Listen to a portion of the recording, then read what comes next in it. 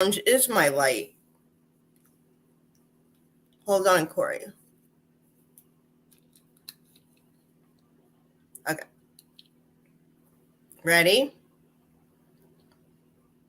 We're live. Yeah, I know we are. We're live in the middle of fixing my hair. Welcome everybody to day 3 of the bLU Talks Flip Your Script experience right here at the bLU Talks Flip Your Script experience virtual stage. If you're not viewing us from there, hop on over to Facebook and join our tribe. It is growing. It is all about sharing your story and your message here at bLU Talks. Flip Your Script. I am the coach and the founder and the leader of Flip Your Script Coaching. I'm a mindset architect, a vibe enhancement specialist, and an EFT master practitioner. And what I recognize is that we really script the life that we show up in. We script the life through our thoughts, through our beliefs, which turn into perspectives and in turn is our reality every single time. So if we could flip our script, we can create a new reality. So what Cory and I did, Cory Poirier is the founder of bLU Talks, for those who don't know. We decided to come together during this global plot twist that we call the pandemic and create a virtual stage, interview thought leaders from all over the world that will help you and I love it. Yesterday and Monday was amazing. Flip our script, share some seeds. I call them mind seeds of perspective that you can plant in place of a thought weed.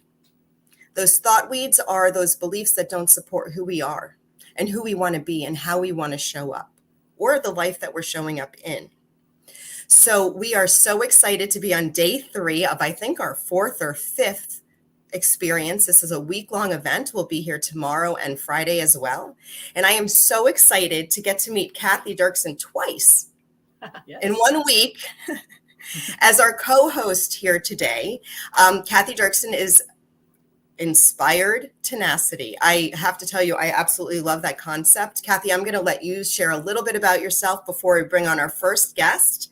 Right down here, Eugina Jordan is waiting to share the stage and have a chat with us. It's a very relaxed chat. Please feel free to comment, and we will be happy to answer any questions that you have and have a dialogue with you if you're want to have a discussion. So Kathy, can you tell us a little bit about Inspired Tenacity and who you are behind that scene? Sure, yes. My focus in my work is helping people reignite their life. And I just see that there's so many people that are feeling stuck in life and just, knowing there's that next thing they need to be doing, but they're stuck in where they're at. And so the name Inspired Tenacity, I really connect with those words because in my mind, you need the inspiration and you need the tenacity to really make any big changes in your life. So that's where that name came from. And so in my work, I help people do that. I help people recognize what their next step is and to grab that courage and just know you're supported and get going, get onto that next thing. So I'm happy to be here. It's exciting to co-host with you. This will be fun. Yes, I'm excited too. So Eugina, are you ready? Ready as you can be. Look at you just put the parallel 2 thumbs up and I see Parallel Wireless on there. So you're already branded yourself. So for everybody out there, just let you know that it's my first time meeting Eugina. Is it your first time as well, Kathy? Yes. We've connected on LinkedIn. So yeah, we kind of did a few messages back and forth yesterday, but haven't really chatted yet. Okay, well, I'm not sure if we're connected, Eugina, or not, but let's just get connected right here today. So can you tell us a little, first of all, where are you in the world? That is my first question. I love to know where people are. So I live in central Massachusetts, and right now it's 50 degrees, beautiful weather. And then we have another snowstorm coming on Friday. We're going to get probably another foot of snow. So that's where I am. I'm in my office and I'm so excited to talk to you and share my experiences of Inspired Tenacity and flipping my script as well. And Parallel Wireless. I do have, I'm going to go deeper. Where's the accent from? Because that is not a New England accent. Absolutely. That's such a good question because normally when people ask me to introduce myself, I introduce myself as an immigrant woman from Russia that left Russia 27 years ago. I'm in my 50s. And I built an amazing career in telecom here in the States. I started in my industry as a secretary, and then I moved up to, throughout 21 years, to a telecom executive, marketing executive. And it is important that throughout my career, I learned how to flip my script. And I also learned how to live with tenacity. At some point, I was a single parent. We were living in a tiny little townhouse. I left a verbal abusive marriage. So, and still, I believed in myself. So, and this is who I am, a Russian immigrant that moved out of Russia with the hope to build a life, better life for me, my future family. And I did. I did just that. Yay! So how many kids do you have? So I have one human child. He's 17. And if you ladies have teenagers, you know that it's challenging. Well, I have a 27-year-old son, so I get it. So you survived the teenage years. Yep. And I moved to Norway. I had my child in Norway, so he's half Norwegian, and I lived there for 9 years and came back as a single mom with him, which is a whole story in and of itself. So I probably don't get the whole journey that you've been on, but I get a piece of it. Yeah. So I have one human child, 17-year-old, and I have 3 rescue dogs. So they're like children as well. You might hear them in the background. Awesome. So okay, so I'm intending that I got this correct. You've taken a career that you had, like the traditional mainstream career, and have turned it now into a focus that you're a solopreneur, entrepreneur. Is it your business? So I am one of the executives in Parallel Wireless. So we sell into mobile operators. So it's a large startup, and I've been with Parallel Wireless since almost inception, and I've built it with the rest of the amazing team into an industry leader. So 8 years, and it took a lot of hard work, tenacity, flipping the script when the door was closed for Parallel Wireless because we disrupted the industry. We opened the window. So, and that's why the team here at Parallel Wireless, courage, tenacity is our middle name. Does it answer your question about Parallel Wireless? Well, I don't know, Kathy. I have some more questions, but Kathy, do you have any questions? Well, you mentioned that it's kind of is new, like a new concept in the industry. Maybe tell us a bit more about what's different about it and what's the big or what it really is, because I'm not really familiar with it.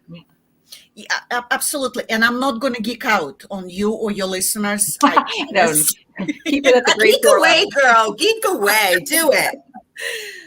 So you ladies know you have your cell phones, right? I'm actually Googling Parallel Wireless now. It's been a very busy morning and week, so my apologies for not hopping on sooner to check it out. But I kind of like meeting you new, like just finding out right now. Yep. So in telecom industry, when you build infrastructure for your cell phone tower, you can only buy it from one vendor. Your radio needs to connect to a server from the same vendor. Oh. And guess how many vendors we have in the industry? Just take a guess. Three. So it's like if you went to the store and you wanted cereal, and there are only 3 cereal boxes, and you cannot mix and match. So if you want to match your cornflakes with Fruit Loops in the same bowl, you cannot do that. So what Parallel Wireless does, we encourage the industry to open up the interfaces so you can buy a radio from 50 other vendors, then put it on any Intel server, put Parallel Wireless software, and boom, you build yourself the best of breed breakfast. You can mix cornflakes, you can mix Fruit Loops, and you can eat it from the bowl and enjoy it. Does it I answer your love question? I love your food analogy. I'm such a foodie. Well, the funny thing is that's how I do eat cereal. I like to mix different things together. Wait, okay, so what's your favorite cereals to mix together, Kathy? Shredded wheat, so the plain, no sugar, shredded wheat, and then I add some granola. Oh, that sounds crunchy. And then That sometimes sounds. some yogurt and strawberries and So you see, this is what you like. You like having that's right, choices. choices. Yes. Exactly. And in telecom industry, there was no choices. So it's like Right. soup Nazi, right? So No Mhm. soup no for soup you. for you, right? So, and I can do it with my accent, right? That's right. It's good. It sounds good. So, who's your target market then? Like, who does your company what is your focus? Mobile operators. So we sell into Vodafones of the world, or you ladies from Canada, Bells of the world, or Verizon Wirelesses of the world. So that's our So, targeted. like AT&T and stuff like that. So AT&T. you're B2B. Are you business to business more than business to consumer? Yeah, we're B2B, but we always, when we sell into a business, we don't sell to a business, we sell to a human. And although those humans, they have their objectives, they need to deliver on their KPIs, key performance indicators. And they want to make sure that if they buy the equipment from Parallel Wireless or any other vendor, the equipment is going to perform, and end users like you and I, we're going to get the service that we want. So though we're B2B, we always help our customers to think about the C part, the customer. Exactly. And I think that's kind of thinking about the way you were describing it too. Most of us, as the end user, have no idea what goes on in the background, like who's supplying what and how it works together. And I know being on the Canadian side and trying to even have some, like for us, it's getting better, but before we couldn't get plans that included any US things. It would just cost us a whole ton of money to make any phone calls or even text down to the States. So hopefully they're also working on doing some combined things back and forth and globally too. So Are you international or are you just international? We have customers globally because, like Kathy was talking, it's about connecting people. So we have customers in Africa, we have customers in Asia, we have customers in Latin America, because the last 2 years, what did they teach us? Connectivity is everything. oh, Key. definitely. Okay, so you know what? I'm ready for a company to come out with some sort of something that when I wear my glasses, I don't have the glare. Because I've been YouTubing it, and I know I can hire somebody, but like I'm more of a hands-on right now because we have this retreat in Wikiwachi where we're like people come here and we're face to face now, and then we're all outside and we're climate friendly. So I was started with figuring out, but like you're so lit up, Kathy. How are you so lit up? Well, it's actually this virtual background that having the white just makes it look brighter, because I actually don't have much light on at all. I've got my center. I do have a ring light on, but I've got it turned way down. So I mean, But see, I have glasses, turn it and up. so glasses are new for me. And if I don't have my glasses, it's all blurry, and I get that glare. So I've been YouTubing, and it is so technical. I can't even wrap my hand, Exactly. my eye, like my eyes around it. And you're so beautifully lit up too, Eugina. What are you using? So I'm using a natural light, the window on my left, and I'm also using the ring light. And Well, see, I have that too. but It so doesn't maybe seem you like need to bring it a little bit down. I'm gonna try. But neither of us are wearing gonna see- glasses, so that probably is part of it. I know, because you'll probably get the reflection in my eye. But Eugina, Little I'm curious better. about yes, Yeah, actually it is a much little better, brighter. yes. Yeah.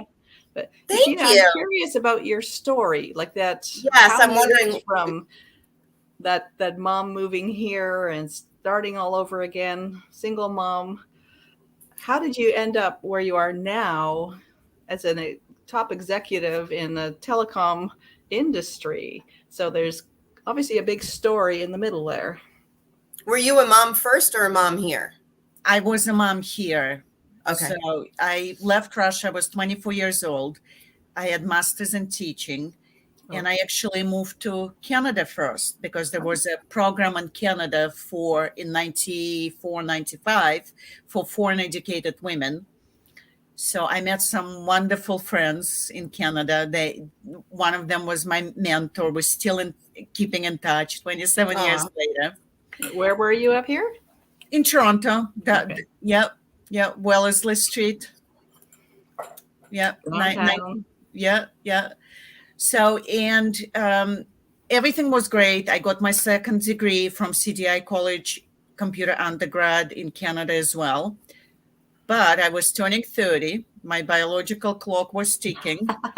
I went online and I thought I would find the love of my life. And the man lived in the US. So we started traveling back and forth. And then I decided to move. My friends in Canada said, don't do it. And at 30, you're so infatuated. You believe in happily ever after, and you hope that you're going to end up in love forever, and it's going to be wonderful and roses and all that great stuff. So I know I'm building that story up because I didn't get that. What I got a very controlling marriage, very verbally abusive marriage, and I got stuck in it for 5 years. And what was challenging for me is I was working at a startup. They gave me a chance to be a receptionist there, and everyone loved me at work. So, and then I would come home and I would deal with really negative environment.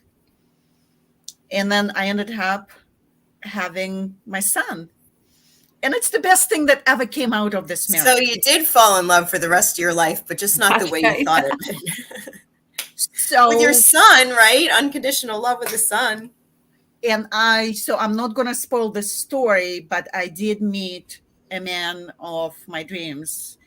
So I did end up, so you're absolutely right, Elise. I did end up with my white picket fence, 3 dogs, son, family, love and support, great career, but it was not linear.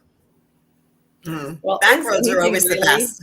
I think that's one of the things we're misled about when we're younger, that things are just going to go in a straight line and, like you say, move to that happily ever after. But truth is, life is not a straight line. It's never a straight line. It's a web of stuff going on. And we all have it. It's just different back roads, I call it. There's just different back roads to get to places. So what brought you to the Blue Talk stage? That was my next question, too. Oh, Cory. Well, of course, Cory did. But what brought you to Cory? Like, what brought you to the Blue Talks platform, community, I should say. Yeah, the community. That is a really good question because the work environment was not designed for people like me, immigrants, or women. So, and despite all challenges, I rose up. So my story is now much bigger than me. I don't believe in my own hype. What I believe in, 2 things. Number 1 is helping others to realize their full potential. And number 2 is using my platform to bring up that women like me, we exist.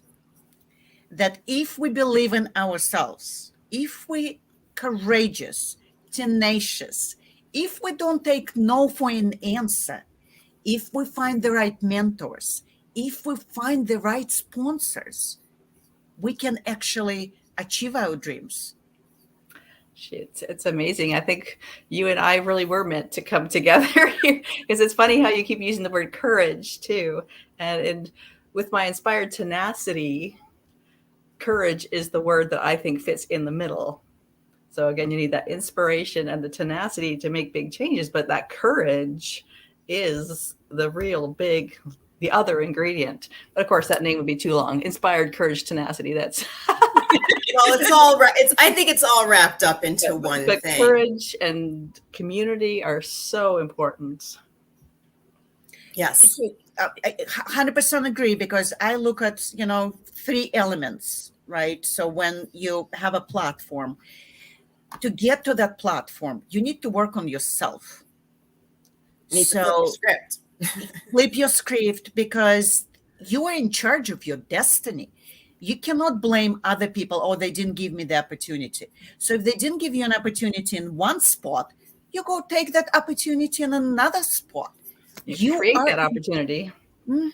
Yes, and it's easy. And I just want to let everybody know who's watching and listening that absolutely what Kathy and Eugina are saying is true. However, if you know that you want to be more courageous, but something is stopping you and you're just not there yet, it's okay. It's Oh, yeah. okay, Oh, yeah. because it's probably buried somewhere in that subconscious file that is just operating on itself and keeping you buffering, probably at a certain age at a game-changing moment. Yeah. So the beauty of flipping your internal script and learning how to recognize, release, and then restore is that you can then decide what direction you want to take. You want to move into inspired tenacity, then you're ready to show up and own it with the courage. So what I love to do is I love to help individuals get ready, companies get ready to take the next step. Whatever your next step is it's all you. So I think that that's something important for people to know, that who are listening, who are just not, yes, I know I need to be more courageous. Yes, I know I need to do this. Yes, I know I could, but something's holding me and I don't know what it is. That's the most frustrating thing. So just know that it's okay and there's a way. Yeah. And all my programs start there too, because, and especially as women, midlife women, I just find that so many of us, we've lived a life looking after everybody else for so long, or lived a life of survival, doing jobs that we just had to do, or doing that we almost have forgotten who we are and what we want. So yes, that whole idea of being stuck, and not even, and even when you start that conversation of what do you want, so many of us have no idea, because it's been so long since we've thought about it that we've even given ourselves permission. That's one of the places I go often, is give yourself permission to even think about what you want, because most of us have completely lost track of that. Well, I'm going to give everyone a tip. If you know what you don't want and it's in your Work face, backwards from there. You can use it to flip the, I don't have a band on, I just gave it to somebody, but I have a flip your script band. You can take what you don't want, because if you know you don't want it and it's showing up and you're feeling it, there's got to be something that you do want. So you take it and you flip your script and you use what you don't want as that seed to figure out what you do want. Because if you didn't care and it was neutral, do you know how many things we experience in a day and we have no relationship to it at all? None. It's like whatever. It's like we almost miss it. So the things that show up over and over again are the perfect sounding board and platform and springboard into flipping the script, because if you know what you don't want, there has got to be something you know you do. Right. So use that. Yeah. So Eugina, as the starting point. Sorry. So Eugina, are you then doing some coaching or some speaking or how are you kind of incorporating this work with women and helping women into your reality? Really good question, Kathy. It is a really good question. And I love what you ladies are saying, because flipping your script, it comes from us, from within. No one else is going to flip the script for you. When you are ready, then you can say, this is what I don't want, and this is what I want. And here are the steps that I need to take to get there. And it might be reading books, getting a coach, getting a mentor, or finding a sponsor. Because if you want that work promotion, you need to have a sponsor that will say your name when you're not in that room, that will give you the... And absolutely. As women, we know, right, how important it is to have a sponsor that will say our name, because sometimes we think our work will be recognized and will speak for ourselves, and most of the times it doesn't.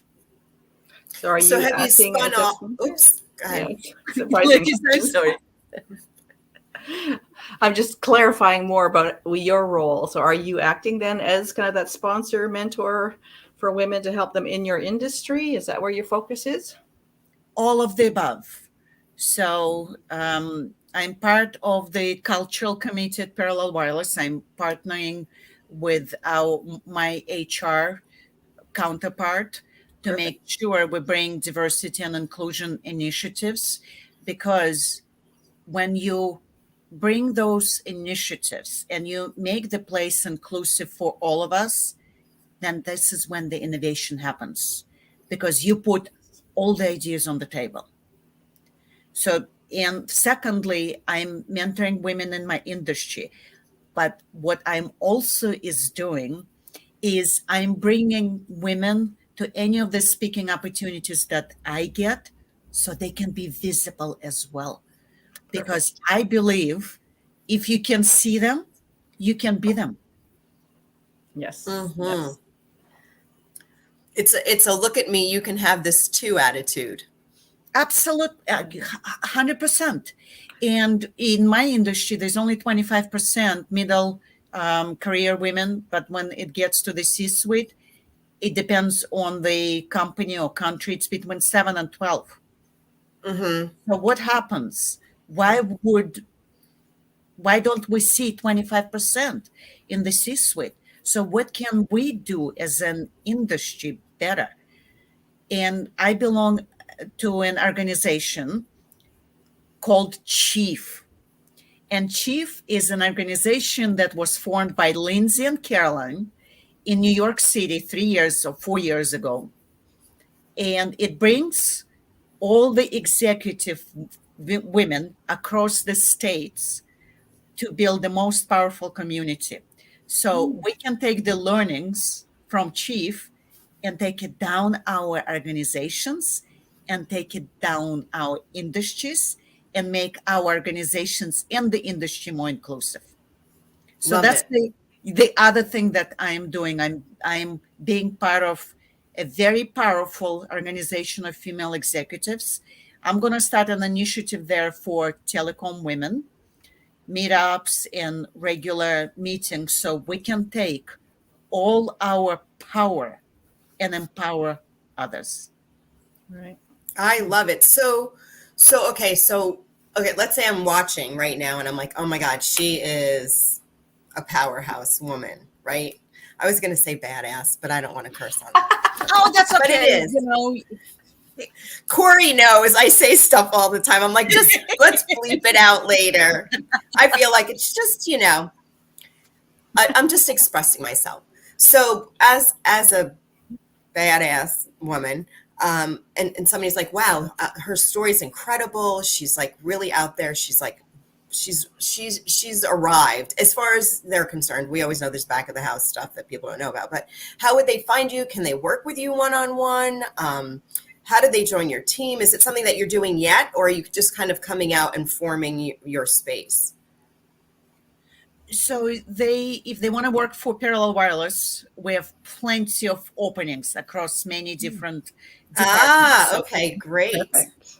yep, so they can join Parallel Wireless. Many jobs open, and if they can also connect with me on LinkedIn, Eugina Jordan, and I do take mentees once in a while when I have the time. So people can reach out to me. And if I don't have the time to mentor someone, I have an amazing group of women that can mentor that person. So we're here to make our industry, not even our industry. You know what? I'm going to be you, Ellis, now. I'm going to say, flip your script, not just the industry, the whole Mm-hmm. world, more inclusive for everyone. So, and people can reach out if they're in telecom, they can reach out if they're in healthcare, they can reach out, because I have 10,000 chiefs in my organization that Wow. are committed, 10,000, with 40,000 more on the wait list. So Wow. Caroline and Lindsay, when they found a chief, they did something very, very right, because it was so needed.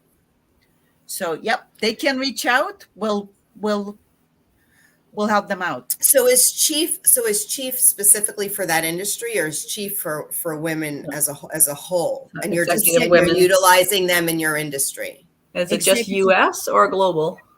It's US, and I'm hoping that chief will go global. It's for any executive woman in any industry. We have some amazing women in healthcare, insurance, finance, entertainment, sports, because the organization's goal is to make sure we get the skills, we get the encouragement that we can go in down our organizations and make the change happen. Have every single voice heard. Girl, you go. I got to tell you something. And you know what? It's perfect from a branding standpoint, especially for Parallel Wireless, because it's really great to be at the forefront of something big, right? So to be connected to something so powerful really is a reflection on the integrity of the company itself. So really, you're a gift for if anyone from Parallel Wireless is listening, you've got yourself a gem. Because having that, being able to connect that and bring that integrity and those values to the public is huge. Huge. I appreciate that very much. And I'm very proud of the team that we've built at Parallel Wireless. And I'm so glad that you're using the word integrity, because it's one of my personal values. And that's how Parallel Wireless operates. So integrity, it's integrity how we treat our employees, integrity how we treat our customers, integrity how we treat the industry. And that shows, because as I said early on, and Kathy agreed to me, though we're B2B, we sell into humans. I just was wondering, like, could I call Parallel Wireless and be like, hey, this sounds like a good thing. I want to be connected. Like, hook me up. So that's what I was just trying to understand for, as a consumer, where would I go and be able to tap into what Parallel Wireless is doing? So unfortunately, we don't sell into consumers. We sell into mobile operators, but we created a new market category.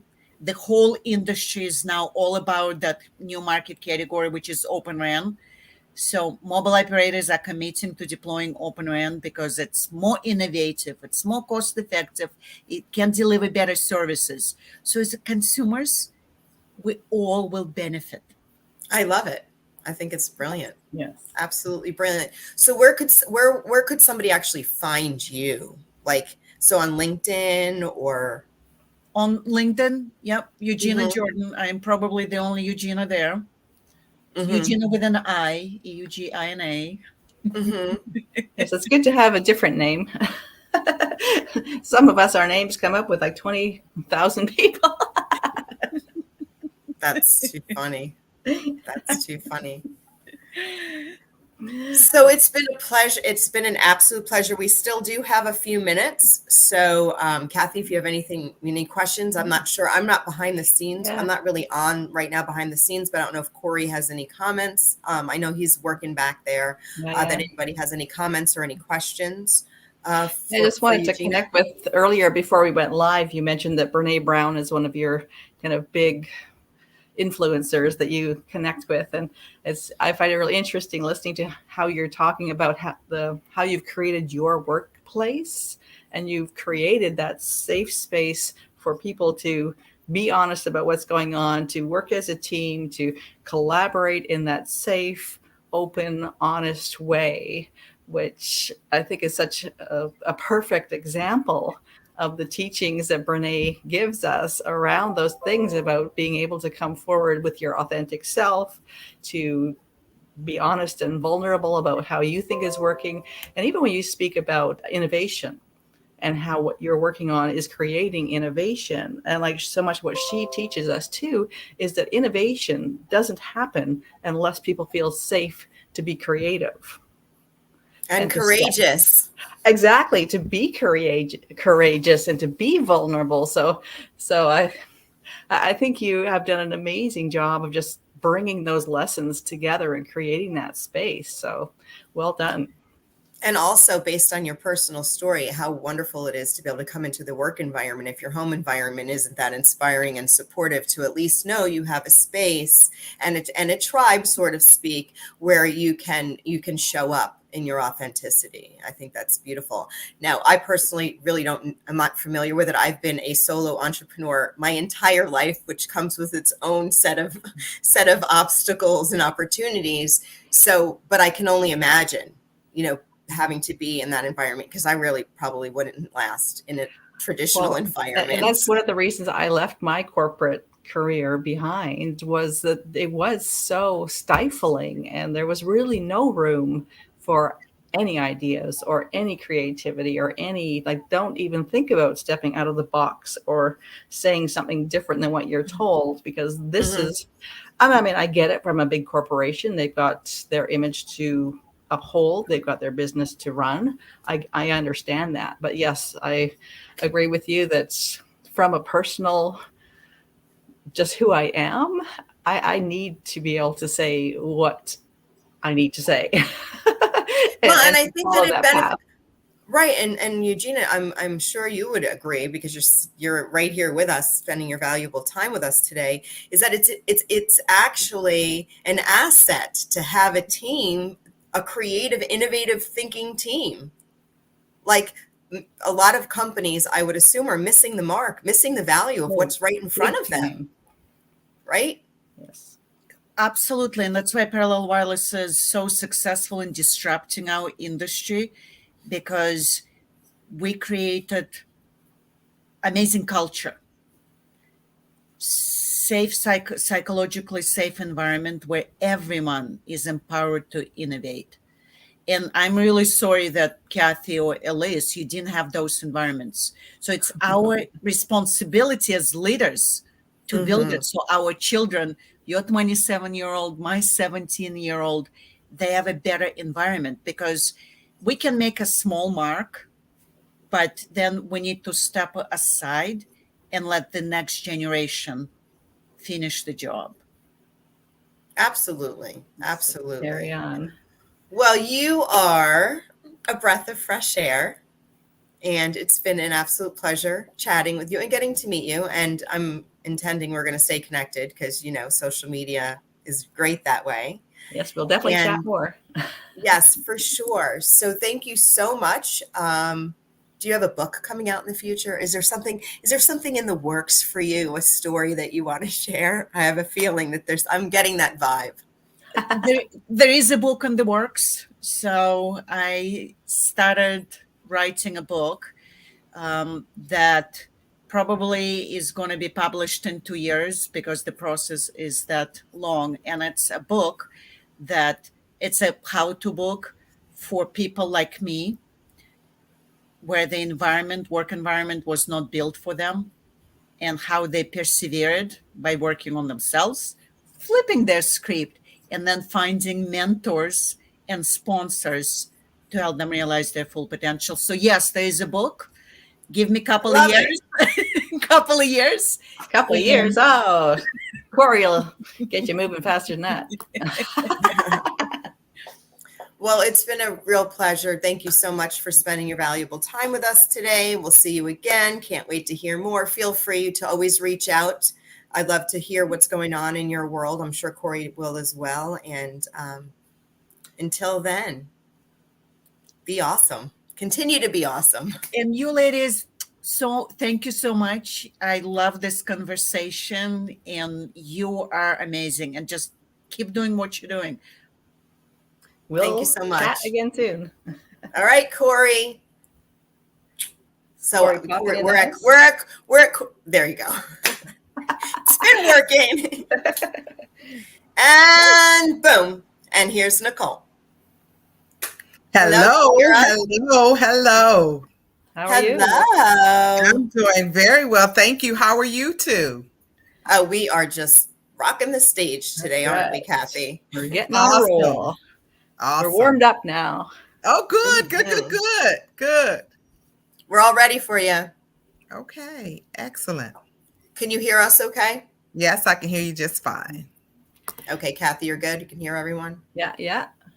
All right. Nicole, I'm just wondering, were you on earlier, hearing the beginning of the morning, or you just hopping No, on? I just came on right Okay. before it was my time to show up, following the instructions of Cory That's right. as it relates to coming backstage. But I did hear some of the end of the previous guests talking about moving out of environments that are not created for us, and that's relative, of course. And I'm talking, I can certainly relate to that as it relates to being an African American woman. And I've been in some environments that were not friendly to African American women, women in general, but more so African American women. So I can definitely relate to that. And I think that now is the time for people to really take control of their lives in such a powerful way. And of course, that looks different for everybody. And I heard Elise talking about being an entrepreneur all her life. And that was the environment that I grew up in. My grandmother was an entrepreneur because that was a matter of survival for her. And she and my grandfather started a business, and they operated that dry cleaning business. My grandfather was a master tailor, taught my grandmother how to sew. So my first couple of years in life, I didn't have store-bought clothes. My grandmother made everything. Couture? You absolutely, had couture. absolutely, Mhm. couture, absolutely, because it had my name on it, absolutely. But for that very reason was the reason that my grandmother stayed in business for herself, so that she would not have to go into toxic environments. And particularly back then, of course, it really was just horrible for women of color. And still, to some degree, it is still the same. So yeah, I was able to hear a little bit about that when I jumped on. So I see a doctor in front of your name. Yep. Mm-hmm. Can I you am a tell us doctor of well, law. first of all, I need to know where you are in the Right, world. sure. So I am in the Washington, D.C. area in the United States. All right, girl. Born East and Coast. We raised- had 2 East Coasters already today. I'm Yep. West Coast. Oh, great. Awesome. Oh, yeah, Born that's and right. raised and native Washingtonian. And I have a doctor of law. So that's what I do when in one section of my life, practice law. And then I have a whole lot of other things that I do as well. But yes, and so of course the doctorate of law is the equivalent of the PhD. And so I just started using doctor not too long ago, and I like was so it. It interesting works. because somebody wanted to give me an honorary doctorate, and I was like, no, I already have a doctorate. And then the lady, when I spoke with her, and she was so nice and so sweet, and she is a very accomplished woman, and she has a law degree as well, and was a part owner of a football team and all these different kinds of accolades. And what she said to me really changed my whole thought process about, sharing my accomplishments with people. And she said, more people need to hear about what you've accomplished. And I was like, you know what? I hadn't thought about it that way, because I've been so busy accomplishing that I really had not stopped to give my own self accolades. And so I said, I've had a doctorate since the late 90s, right? We see it now, more people using doctor, just whatever. I don't know what causes them to use it, some of the people. but yeah, so thanks for asking that, so that I Yes. can, right? That I didn't just put it before my name. Well, I just wanted to know what you were a doctor of. Yes, thank you. Yes, thank you so much. I focus on estate planning and law. I think that's very important. So that's one part of my life, helping people to prepare for death or sickness. I think that's important, particularly in my community. We need to have those kinds of conversations. And I also am a preacher. And so I think, I have both ends of the spectrum covered. So I help people to live and live abundantly. And then I also help them prepare to make their transition back to God. Oh, you do. You have the full wraparound. I love Yeah. it. Yeah. So I do always want to get the personal, like, do you have any children? Like, Mhm. what's going on there? We like to know a little more about you too. Sure. Yeah. So I am married to my college sweetheart, and we have Aw. 3 sons. And I have a little sugar baby. That's what I call him, my first grandson. Ooh. And Oh, my husband also has 2 daughters. So those are my bonus daughters. And one of my bonus daughters has a daughter. So I have 2 sugar babies and 3 sons and 2 daughters. And I really am very, very thankful for the spectrum of motherhood, because, of course, that comes with all kinds of twists and turns. And Yes. very, very thankful for that. So, yeah, I'm a mom and a grandmother. awesome. So what brought you here today with us, aside from Cory? We know Cory. It's Right. Cory. How'd you Yes. find Cory? How'd you find the Blue Talk stage? Corey and I have been corresponding. I don't even know how, it's one of those kinds of situations. You don't know how you ended up on somebody's list, or, when you came into contact with them. But I've been on Corey's list for the last couple of years. And I actually had reached out to do one of the previous books, and that didn't work for me, didn't work for my schedule. Corey invited me to do some other talks and that kind of thing. And so finally I said, this last girl, and I told him, I said, when it's God's time for us to work together, we're going to work together. And so that's exactly what happened. So when he did Blue Talks #5, I reached out, I said, okay, it's time.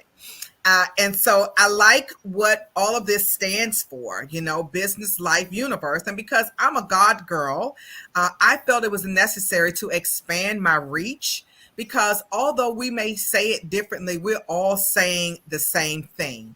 I had an awesome occasion to meet some of the people who are part of Blue Talks 5. And some of them, they are energy healers. I love that. Others are naturopaths. And it really, to me, is the same thing. We're just trying to make the world a better place. I just talk about God and Jesus Christ, but it's the same energy. And that's what I love about this community, that we may be coming from different places, but we're all trying to do the same thing. And that is to help the world to be a better place, to help people to know that they are loved, to help people to know that they can accomplish more. And so for me, I always give myself a word or phrase coming into the new year. And so my Mhm. phrase for this year was the year of expansion. And so here I am talking to you wonderful ladies. And you don't look like me, so that to me is a plus.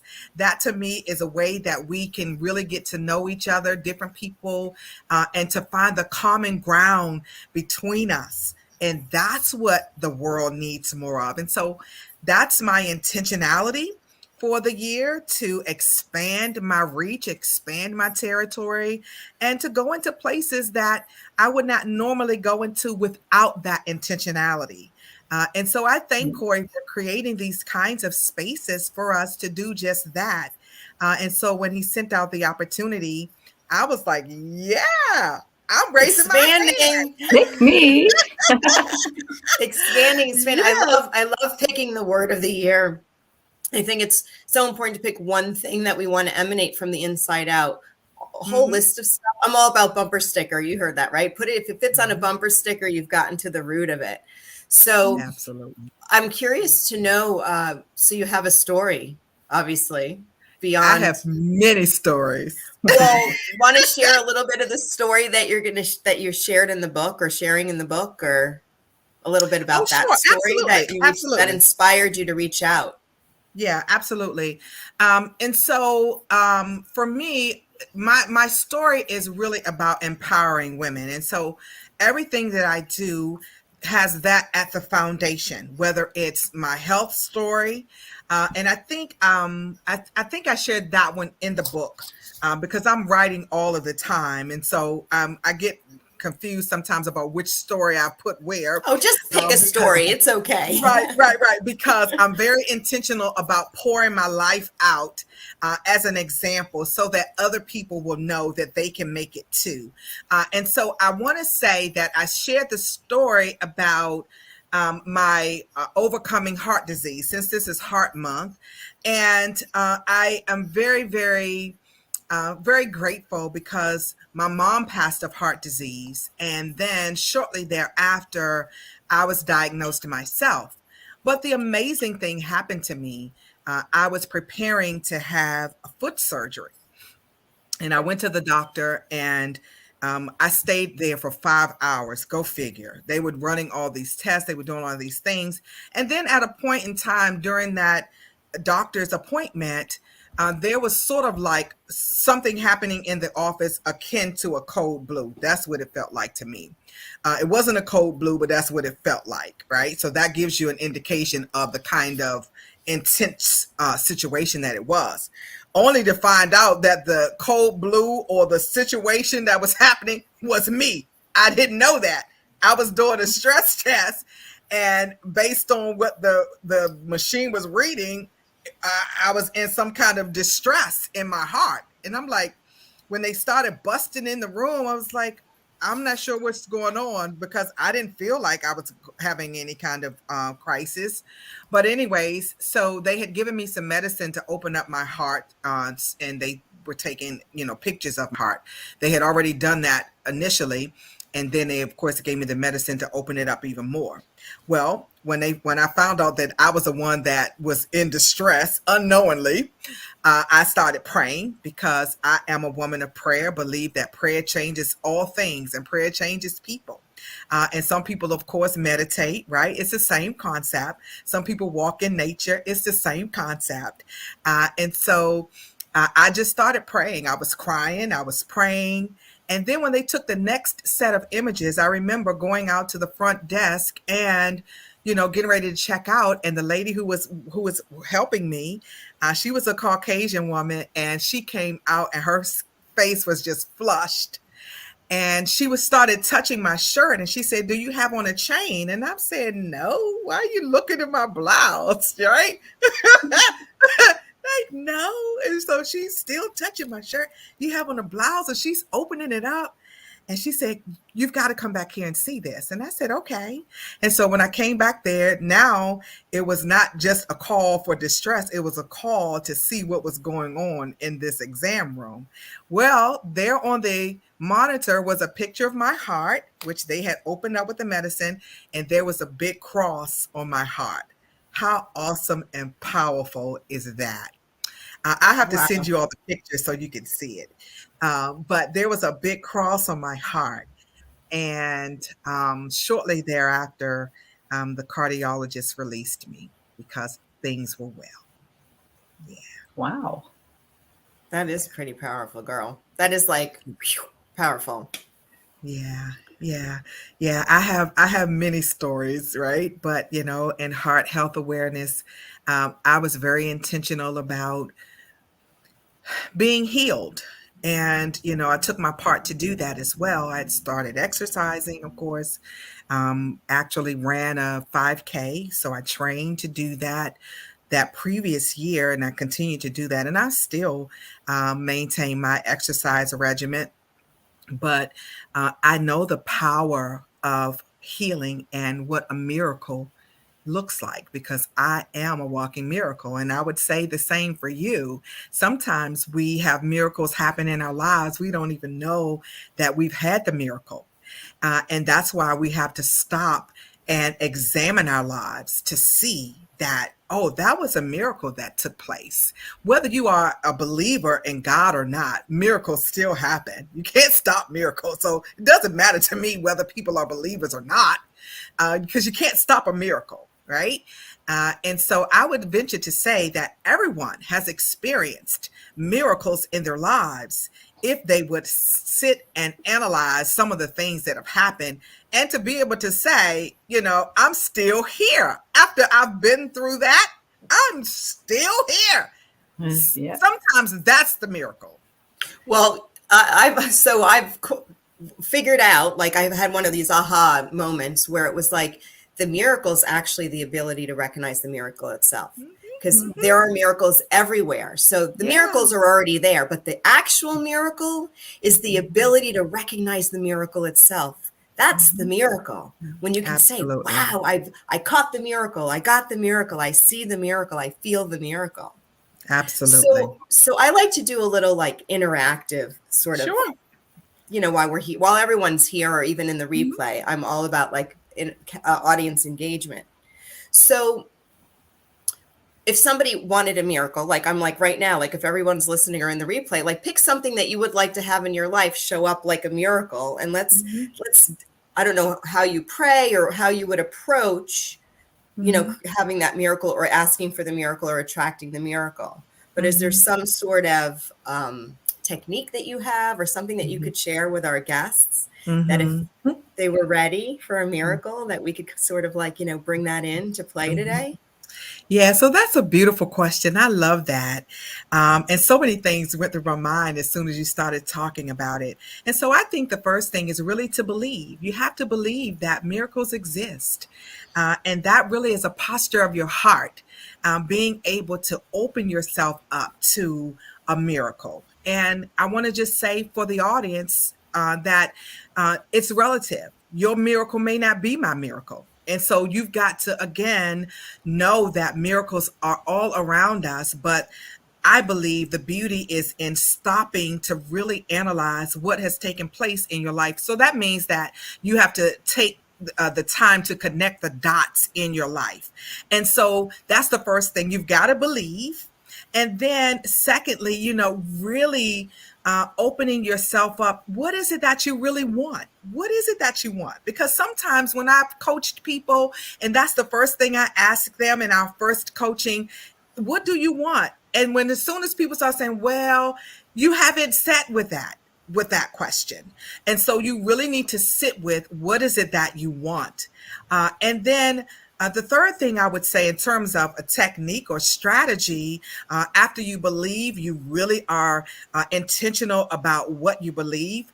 And then thirdly, you have to give it energy. And, you know, we talk a lot about this in manifestation. And so manifestation is a big part of my life because it's very biblical, talking about how to manifest. And you manifest it through your belief. And for people of faith, that's what it is. It's just faith. And so I'm making these parallels because people need to understand that we can all coexist together, whether you are a believer or not. And so that's what I would say. Now, the other part of me is to really start to pray about what it is that we want. Let's do it, girl. I want to do it. I want you to bring on. All right. So thank you for we've had conversations with Dr. Nicole. Now I'm ready to see a little side of the standing on the, what did you, I don't want to use the wrong term. Preacher, pastor. I get the terms wrong. Minister. What are you? Right. Minister is good. Minister is good. Yeah. All right. So, okay, for people who may not understand the concept of prayer, let me just give a little thing here. You know, when I pray, I am praying to the God of my understanding. And people say that more in NA and AA, right? Because when you come into these spaces, you don't want to put your God onto other people. And so that's the way we are approaching this today. This is the God of my understanding. And so however you may experience God or the universe or nature. I just call it the big something. Yes, the big something. I love that. I'm going to use that. I love that. I think I've heard it somewhere else. I don't know that I coined it, but it works because we don't have a connection. We're not now having resistance or anything to a preconceived definition of. So we'll call it the big something, and you can plug in whatever that is. Yeah, that's awesome. I love that. And so I just wanted to be clear. All right, so let's pray and let's meditate. And so we thank you. We appreciate you today. We honor you. We glorify you. This bigger than life, bigger than we are, the universe, Mother, Father, God, whatever it is to you, the God of your understanding. fill it in whatever way it's comfortable for you. But we are asking and seeking miracles in our lives, miracles of monumental proportions, miracles that are small in nature to whomever may be experiencing it. But we also know that these miracles abound. They are all around us. And so we invite your presence. We invite the power that we walk in and walk under into our lives, and for our audience today, that they will seek out something bigger than themselves, to know that it is that bigger thing that begins to open doors, and that we should follow those ideas that come to us, and we should walk out those ideas and follow the energy to see where it leads us, to see if it gains traction, because it's in the idea, it's in the follow through, it's in the energy and the emotion around it that will lead us to our miracles. And so we say, come forth miracles today. We are so thankful and we are grateful for this opportunity to be together. We ask this in your name, a name that's above every name. And we say, thank you. Amen. Amen. Thank you. Amen. Mm-hmm. I think Mm-hmm. you're a miracle. Oh, thank you. And I think you are too. Thank you so much. Thank you I so much. really, really do. It reminds me So- too of Monday. On Monday when we were talking, we were talking about the magic of life. Mhm. And I think that really fits in with it as well, because really all of these different terms and ideas of God or universe or the big thing, the magic really It's all, I love the magic. includes It's all everything. magic. Yes, it's. I call it the the buffet of life. Yeah. You get to Yeah, pick. There's and- so many things to pick from, and it's all magic because it was all manifested by someone's belief. Everything that we look at it, look around your space right now. It was all a manifestation that was seeded and powered by a belief that somebody had that it was possible. Absolutely. And I think we spend too much time trying to define terms versus experiencing the encounters with one another and with whatever this bigger than life thing is outside of us. And for me, that was one of the reasons that I said, you know, I want to be a part of Blue Talks, because I think that we just need to be in this space and we need to experience one another, because what we're experiencing is the power versus trying to figure out, well, what is it that you believe? Or what are you saying? No, just experience each other's energy and experience each other's love and power and all of those different things. And I just call it the vibe, girl. It's all about your vibe. Whatever fuels the vibe, whatever recipes and ingredients are in your vibe, it's your vibe. It's your ultimate vibe. And our vibes change, but I love to vibe together. Like that's where the synergy happens. And also all of those other things, trying to, what's your belief and what's your focus and what's your this and what's your, those are things that muddy the water. They create this fragmented energy and really distract from the root. Yeah. And I'm going to use Jesus Christ's name, and I'm all about the big something and really not so much about defining, but my definition of this human being that walked the planet, whatever he looked like, whatever he was at the time, however we interpret him is irrelevant. It's all about unconditional love. It's all about living in unconditional love, starting with oneself first. Absolutely. Because you have to stand in it to be able to project it and portray it and to be it and emanate it. Absolutely. So I wholeheartedly agree. Yeah. And like you're saying, with definitions and everything, it's just kind of separating us. Whereas looking for what we have in common and what the overlap is, like to me, we have more in common with people all over the world that we have that's different, but we keep looking for differences. But let's stop looking for differences and let's look at where we're connected, where we overlap, where we're looking for the same thing and asking the same questions. And like you say, it really is an energy, it's a vibe, and it's we all have it, no matter where we are, what our background is, what we look like. There's so much more we have in common. Absolutely. And I think an opening, and I'm sure you see this too. I'll call you doctor. Okay. I'll just call you doc. So doc, I'm sure that you see this too when you're on the podium, is that you get to interact and have conversations with individuals. And that's what changes the world. Absolutely. Having a conversation for someone is the seed that gets planted, because experiences are what changes people's perspectives and creates new understandings. And so going out into the world and just have a conversation with a person in line in front of you, or have a conversation with somebody that you're crossing the street with, or just have a conversation with someone new today. If you have one new conversation with somebody who you would normally not have a conversation with, I promise you that your reality is going to change. Yeah, I wholeheartedly agree. And that's why, and I was just going to say, that's why these spaces are so important, to have people who are different to come together and don't know one another, but can vibe with one another. I love that. Yeah, girl, you got to come and vibe with us. Come to Florida and vibe with us. I will.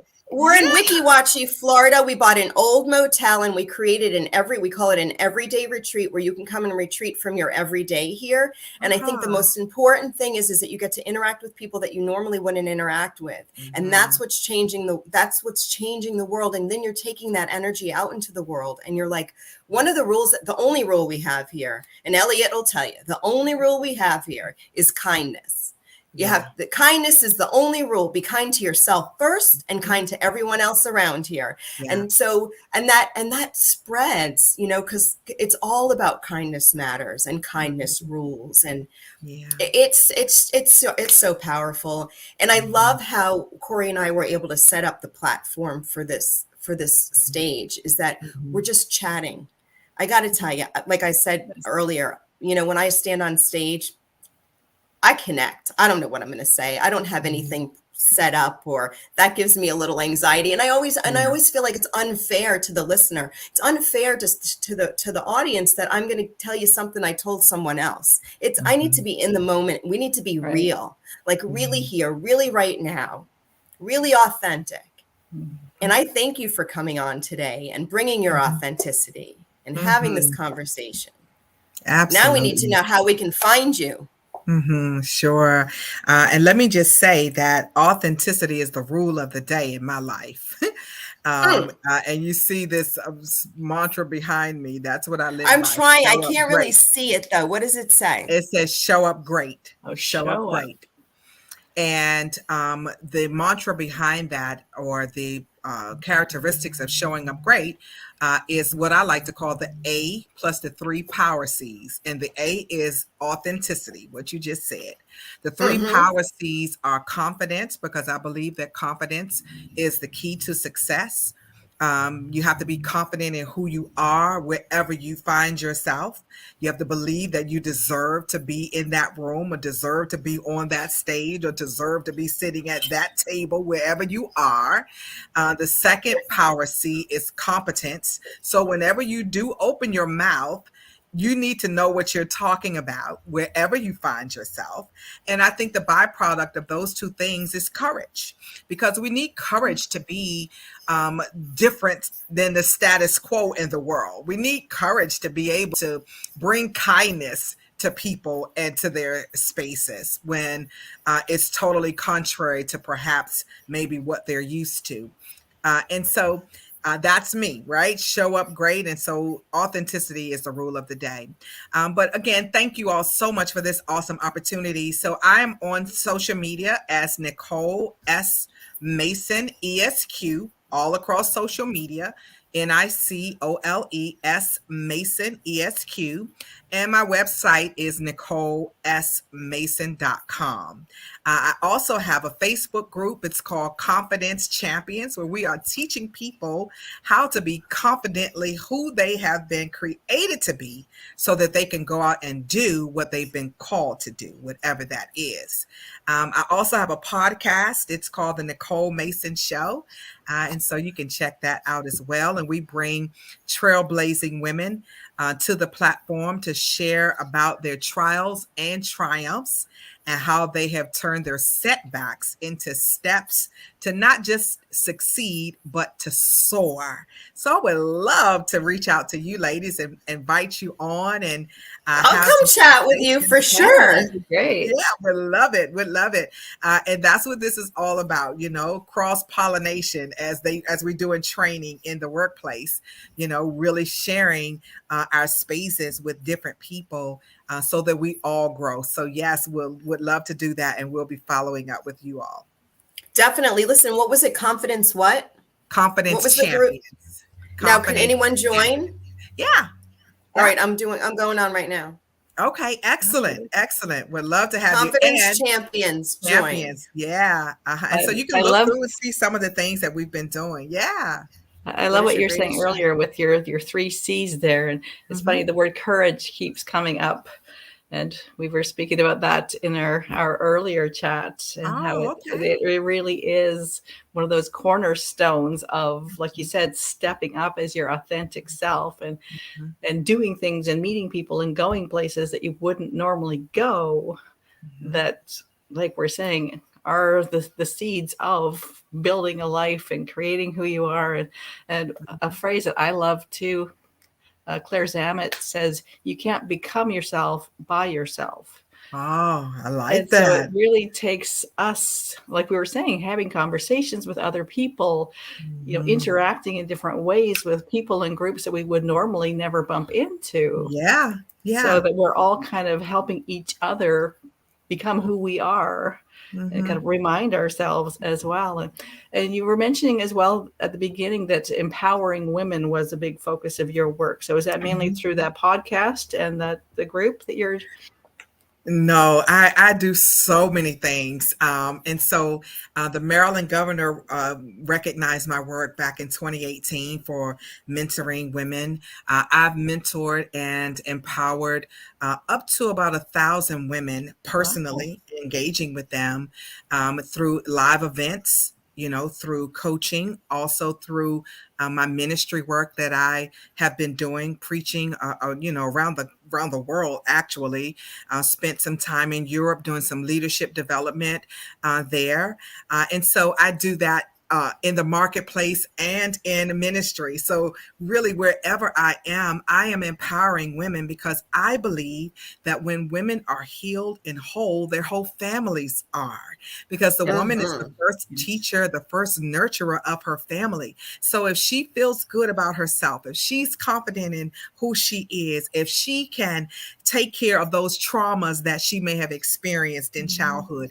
if she knows how to implement tools and strategies to deal with her, thought process or anxiety, whatever it is that we pick up along the way in our lives, she can then transfer those tools to her children who are going out into the world and having to deal with the world. And so for me, it really is about getting to the root. And I love that Alyssa used that whole term about that. And I have a whole thought process around that. Well, before you go, we need your mind seed. So okay. I forgot the last time. So I got Go ahead. Right. So, I remember one time my neighbor, he had 2 really large trees in his yard, and he was having them cut down. And so, I was summoned by God, the universe, to go and watch this process. And so I watched it. And of course, it took it some time to go through. And as I watched this process, the people who were cutting down the trees, they could only get to a portion of the stump before they had to bring in what I call a chipper, where they had to chip away at the root. I don't know what the name of it, but that's what it was doing, chipping away at the root.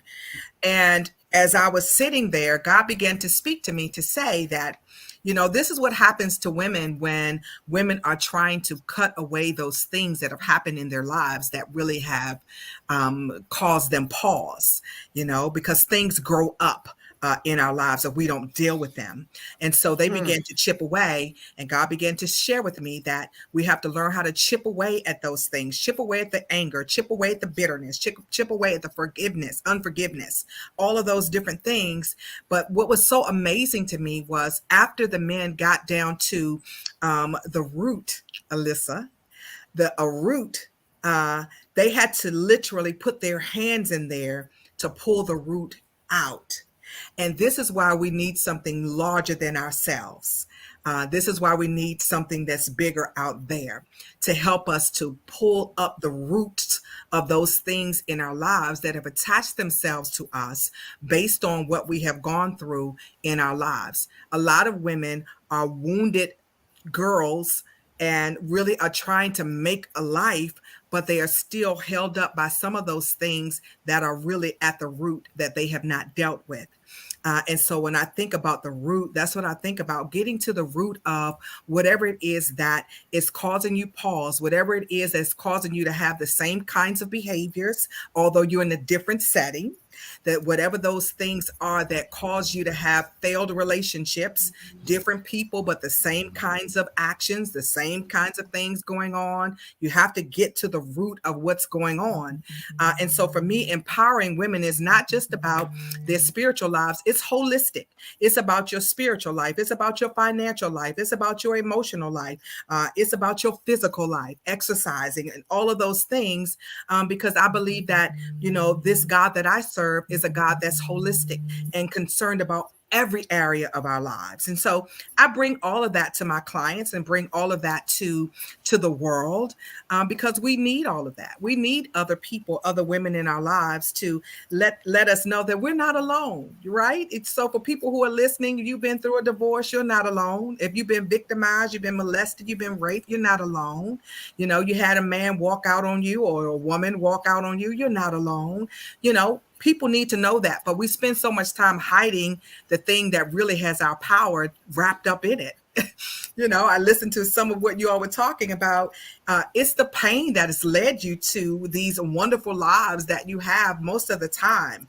When we make a decision that we don't want to be in that space anymore, then we move and we flourish. But it was the pain of that particular position that's pushed us into where we should be and where we need to be. And so that's what I help women to do. I help them to figure out what is it that you want, and let's build a strategy around getting there, so that when you get there, you feel good about it. You've worked towards it. So it's not easy for somebody to say what they've done for you because you've done your own work. And so that's what I love to do. And I do that in a variety of different kinds of ways. I love that. So I would ask you and welcome you to share all of that contact information on the platforms that we're sharing this event today. One being Facebook, the Facebook Blue Talks Flip Your Script Experience page, which I think that you are part of. If not, you're welcome to join. YouTube, LinkedIn, Cory can give you the list. And when you put that in the comments, anyone who's watching today and comes back to watch the replay, or is just watching the replay for the first time, can see your contact information right there, and they can reach out and find you. Excellent. So we still have some time. I'm going to just do a quick add on to the whole root thing, because when we bought this place, we had a huge chinaberry tree that was pushing our seawall into the canal. So we had to remove it. Although I did research, because I thought maybe it was a very special tree, and they do use chinaberries to make rosary beads in India. So there is a spiritual element to it. So, but aside from that, we did need to chop the tree down, and we had this chipper come in, and because we had that big stump. But what happened is they didn't pull the root. And this is something that I talk about with thought weeds and addressing a symptom of something and having it come back up if you haven't really gotten to the root of it. So what happened is the whole root system was still alive. And we have this huge property, and we have baby chinaberry trees growing everywhere now. Like we got rid of one tree, and all we do is whack down baby chinaberry trees, because they're just wherever the roots were, they're growing up everywhere. And we called the tree company, and we're like, what happened? We needed this tree gone. We needed it chipped away, and it didn't die. So it looked like it was dead. But I'll tell you what, if you just address the symptom of anything, it will grow back. I promise you. And if you do pull the weed and you don't have something to fill that space with, it might grow. A weed might pop in if you're not intentional with the new thought. the new belief and the new focus. So when you said that, I'm like, girl, I know what it's like not to have the root pulled out of a physical tree, because we have China. I'll have to take pictures when they grow. I mean, they're going to come back, and maybe we'll build a fire pit over it. But so you we can understand and know that the roots, they will go to any length necessary to survive. Right. Any And length. that- Now they're everywhere. They're up against the building. They're all along the other side of the property. And now I know why we needed to chop the tree down, because the root system was really invasive. I mean, we wouldn't have known how far out it went if we didn't have Chinaberry trees like all the way on the other property now. But the roots it can was smell crazy. the water. The roots can smell the water. They're going to go to any lengths necessary. I remember very vividly at my home church, there was we owned an apartment building. The apartment building kept getting, clogged up and all that. And they determined that after a number of plumbers couldn't figure out the problem, that the tree that roots were making all the problems under the building was across a highway. Oh. That's how extensive the root system can be. And Yes. so when you start talking about the roots in your mind, this is why for me, therapy is very important. I think that, and my mantra is counseling plus Jesus equals you can't go wrong. Again, that's my understanding, right? The God of my understanding. But I think that, we need counseling. And we have to give people permission sometimes to go to counseling, at least in my community. And that's one of the things I've been very intentional and adamant about talking about. Everybody needs somebody. And particularly in this pandemic, you need to have your therapist on speed dial. Period, point blank, exclamation point. That's how I feel about it. Everybody needs some place that they can share in a safe place, and somebody holding the space for you. So yeah, those people did you all a disservice. They needed to come back and give you some recompense about that, because they will, but it's a good story, because I talk about thought weeds and mind seeds, and really that's the platform, that's the analogy I use for a bigger picture. I mean, thought weeds, mind seeds, it's all connecting to source and tapping into the magic and being the creator and the master of who you are. I tell women, you could be the queen of everything. The queen of everything. You have the creator within you. You have to learn how to create. You could get a car with all the bells and whistles and not know how to use any of the buttons, and it doesn't matter what the car comes with, right? We came with all the bells and whistles, but we haven't been taught how to use all of our bells and whistles. And so it's kind of like we're looking outside of ourselves, but really it's all within here. So that's one thing. Okay. So a mind seed. What is a mind seed? A mind seed is a seed of thought that isn't charged with resistance. So it's like an affirmation, a neutral affirmation. Affirmations are great, but what happens with affirmations, I find for myself and for those that I work with, is that it's full of resistance a lot of times, because there's a voice in the back of our head that doesn't really believe it. And it's almost like we have to say it so much that we're forcing this affirmation, into some space that it doesn't really, really, really connect. So like today is a great day for a great day. It's a perfect mind seed, because it's today's a great day. If you're not feeling like it's a great day, it's not going to feel right to say it. So I would love you to share a perspective shift or a mind seed thought with us and with our viewers that they could plant in place of maybe a thought weed that they know that they keep thinking, but they would like to flip their script on it and they don't really know what to flip it with. If you could share a mind seed with our audience, that would be beautiful. Sure. So the mind seed that comes to my mind is you are still here. And you ought to tell yourself that I am still here. And, a part of what is important to me is for us all to connect what we have gone through and have come through. And again, we don't always give ourselves credit for coming through. And I just think for me, at a bare minimum, I am still here is something that I can look in the mirror every day, no matter what's going on, and say, I am still here. And for me, that means that if I'm still here, I still have opportunity. I still have, a choice in how I'm going to proceed after I say I am still here. I still have potential because we are full of potential that is untapped, all of us. And so realizing that if indeed, you were able to get up this morning and you have breath in your body, I am still here is a mindset that you can use that can go wherever you want it to go.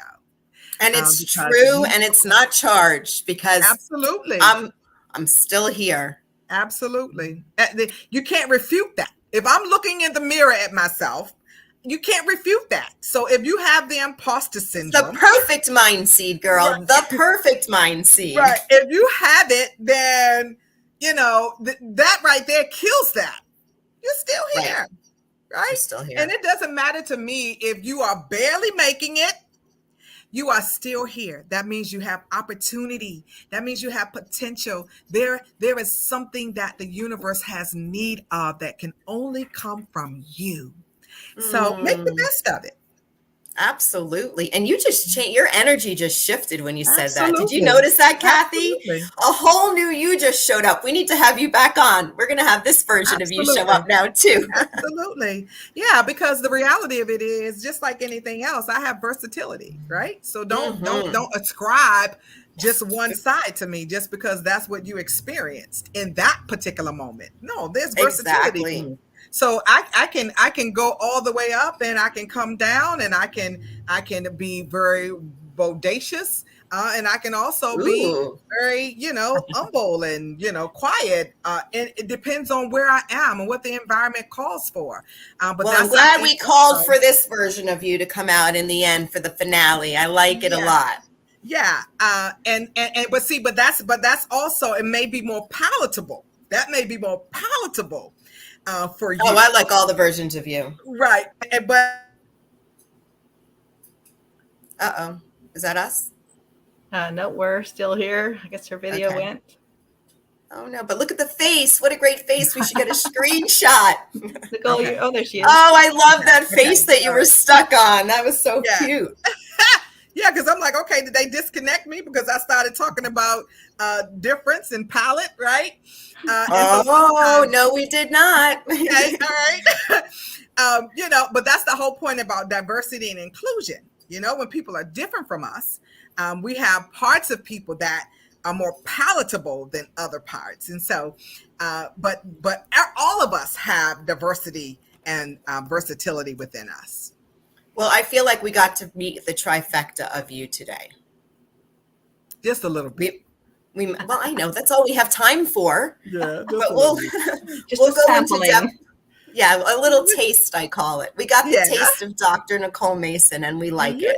So I so appreciate you showing up and spending your valuable time because obviously you're making great change in the world, and that takes focus, energy, and a choice. And you chose to come here today. So thank goodness for your word expansion. We like that very much. And I'd be honored to come and chat with you on your show. So let's stay connected in that way. Yeah, I'm sure Kathy would as well. Yeah. And I just want to thank you. Well, thank you. With thank my you. heart and with the miracles that you have called into the world today. Yeah, absolutely. And thank you both. And I'm looking forward to continuing our conversations. Yes. And I want to thank Cory as well for working with you all to create this space. So have a great afternoon. And thank you again. Take care. We'll talk to you soon. Thank you so much. Peace. Liked her too. I'm so excited. Yeah. What a great day, huh? Oh, ta-da! Hello. Oh, hi there. How are you? Oh, I love your backdrop. Oh, thank you. Thank you. This is actually an artist from here in the Rocky Mountains in Canada, from Canmore. So it reminds me of my beautiful backdrop here in Calgary as well, with the Rocky Mountains. So is that where you are right now? I am based out of Calgary, yes. Yes. Okay. So hello, where are you from? 35 degrees Celsius, and I am envious of your sleeveless top there as well. So beautiful background, by the way, you too. Oh, thank you. This is my everything background. We started this stage, Cory and I, when my fiance and I were traveling all over the country in the RV. So I needed a backdrop that no matter what driveway we pulled into, I could put the backdrop up in someone's living room or in our RV. And so I was playing with the lighting this morning, and I'm not in an RV right now, but I'm like, okay, I could put this anywhere in the space. And Oh, so well, thank you. it just has happiness all over it. So I love it. Thank you Yeah, for very Oh, good. sharing thanks. that story. Thanks so much. Well, welcome to the Blue Talks Flip Your Script experience this week. We're super excited to have you. It's been a pleasure to working with Kathy today. And just, I mean, the guests have been amazing so far. Where do we want to start? Well, you know where I start, right, Kathy? Where are you from? Really? Oh, yeah. So a little bit of background. Even with the head thing, really? The accent's not from Calgary. That's right. Well, so let's go back to that, where my accent is from. So my accent is Spanish. So I actually grew up, was born and raised in Tegucigalpa, Honduras. So say that 10 times fast, Tegucigalpa, but Tegus, so the capital city of Honduras. And 20 years ago, I moved to Canada.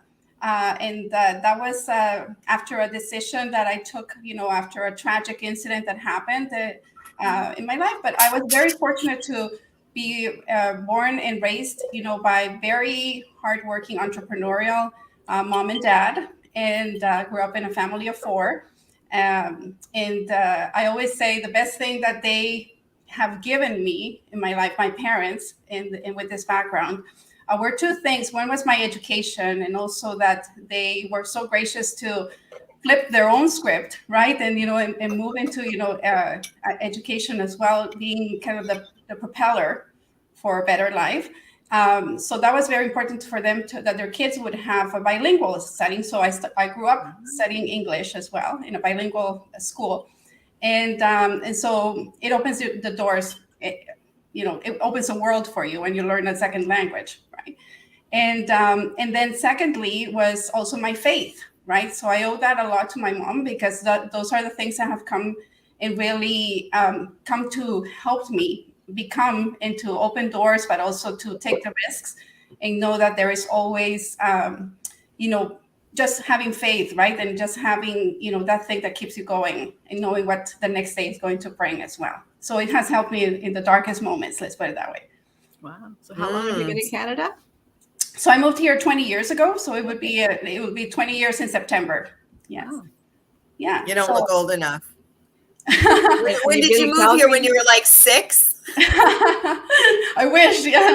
No, I wish it would have been. Then I would know how to ski much better in these slopes, right? But it's no. I moved here, in my late 20s, right? So and then it was actually, just to get started. Why am I here? This is like really interesting. When people ask me, who I am and what am I about, it's kind of like a real. And probably you can relate to this, right? It's kind of like an evolution on how you become, right? Or what your upbringing is about. But it really is kind of this trajectory or this journey that brings you to where you are. And so a lot of my story has changed over the years. So what happened was, to get a little bit of why I ended up living in Canada, which was not my dream or my, like many people would have wanted. I had a really good life in Honduras. I had actually married my high school sweetheart, and when I was 25.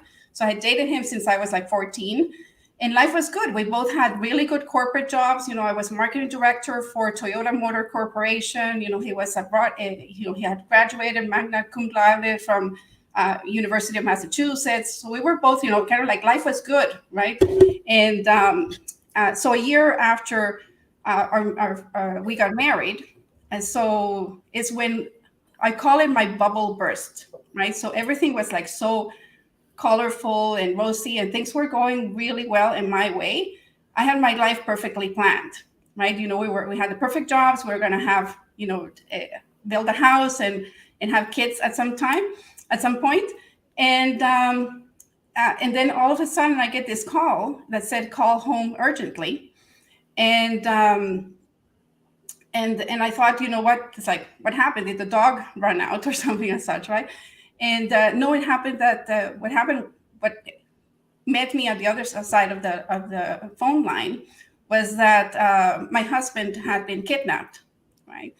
And so not even 24 hours later, the kidnap was a failed attempt. So he ended up, so we were practically saying our last goodbye to him, right? So I lost my husband at a very early age. So finding myself, at 26 being a widow, and that was kind of like my bubble burst, right? And that's when I had to make different decisions as well.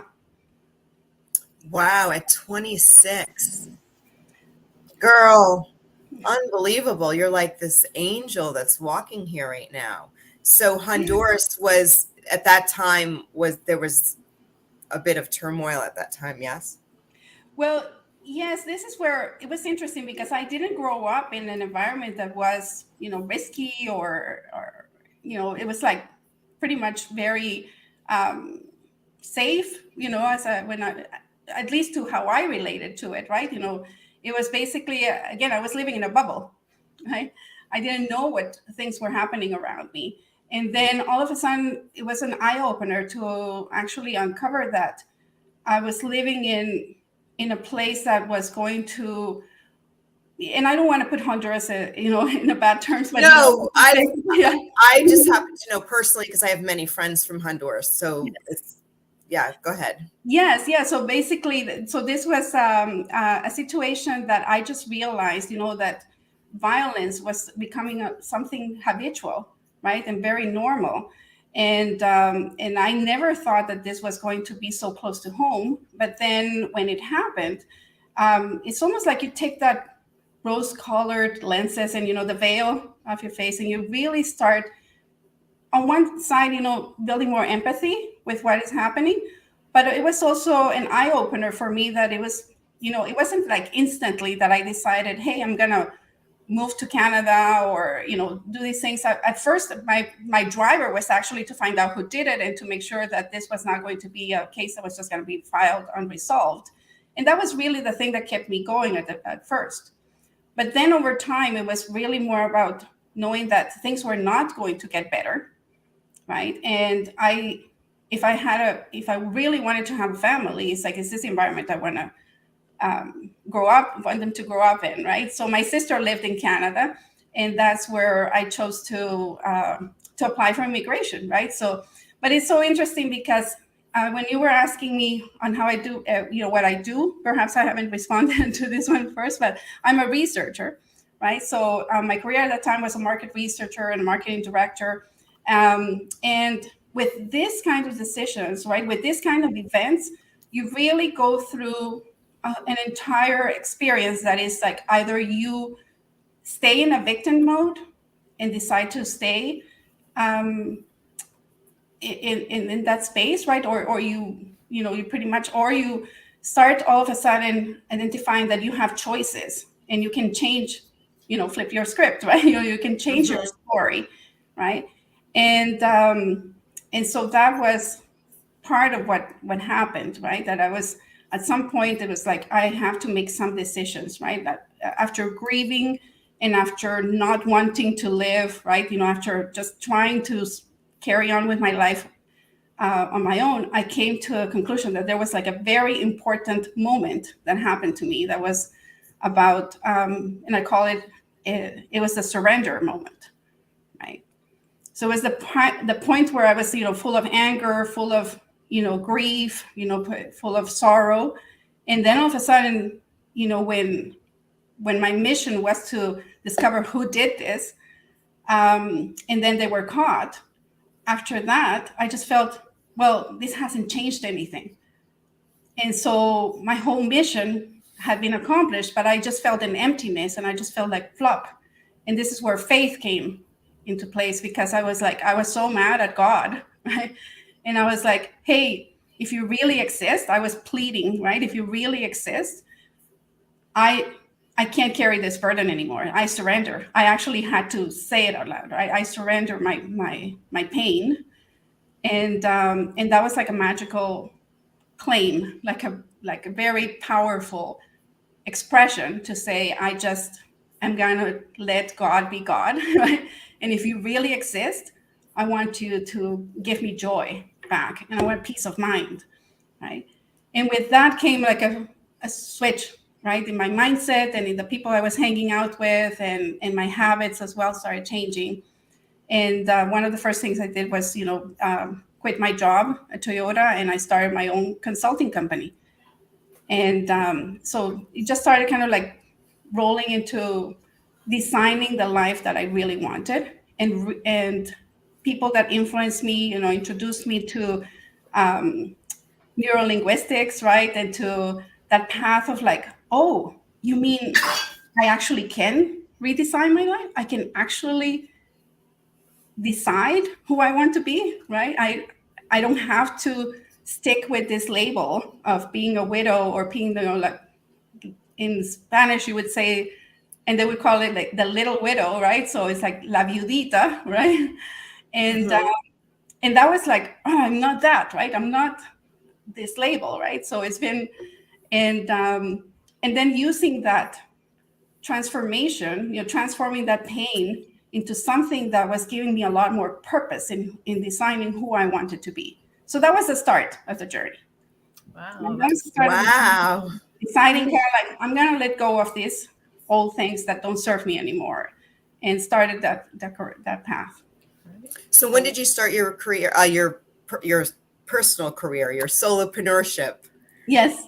Okay. So at that time, it was like about a year after my husband passed, that I decided, well, I'm going to launch. I had this dream before, and I had actually discussed it with him. He was like, don't quit your job. These things which worked out really well, would be an advice I would give to other entrepreneurs too.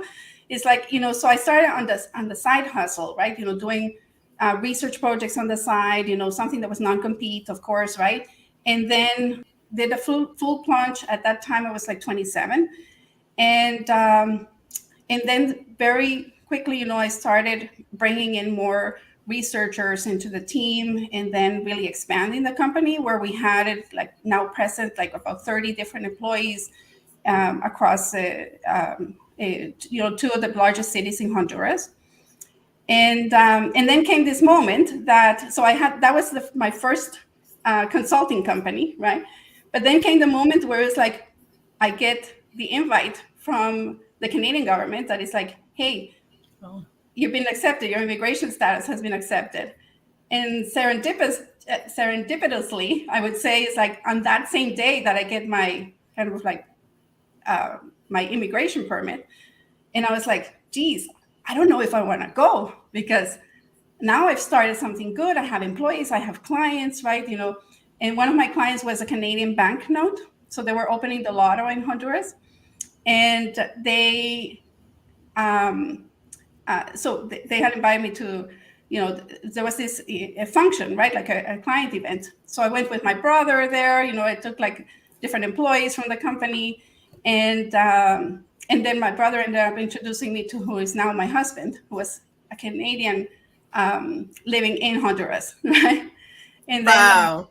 So it was like that serendipity that is like, if you don't make that's just one example, that if you don't make one decision, it leads you to something else, right? It's kind of like you open up this space for the universe to bring in the blessings that has prepared for you, right?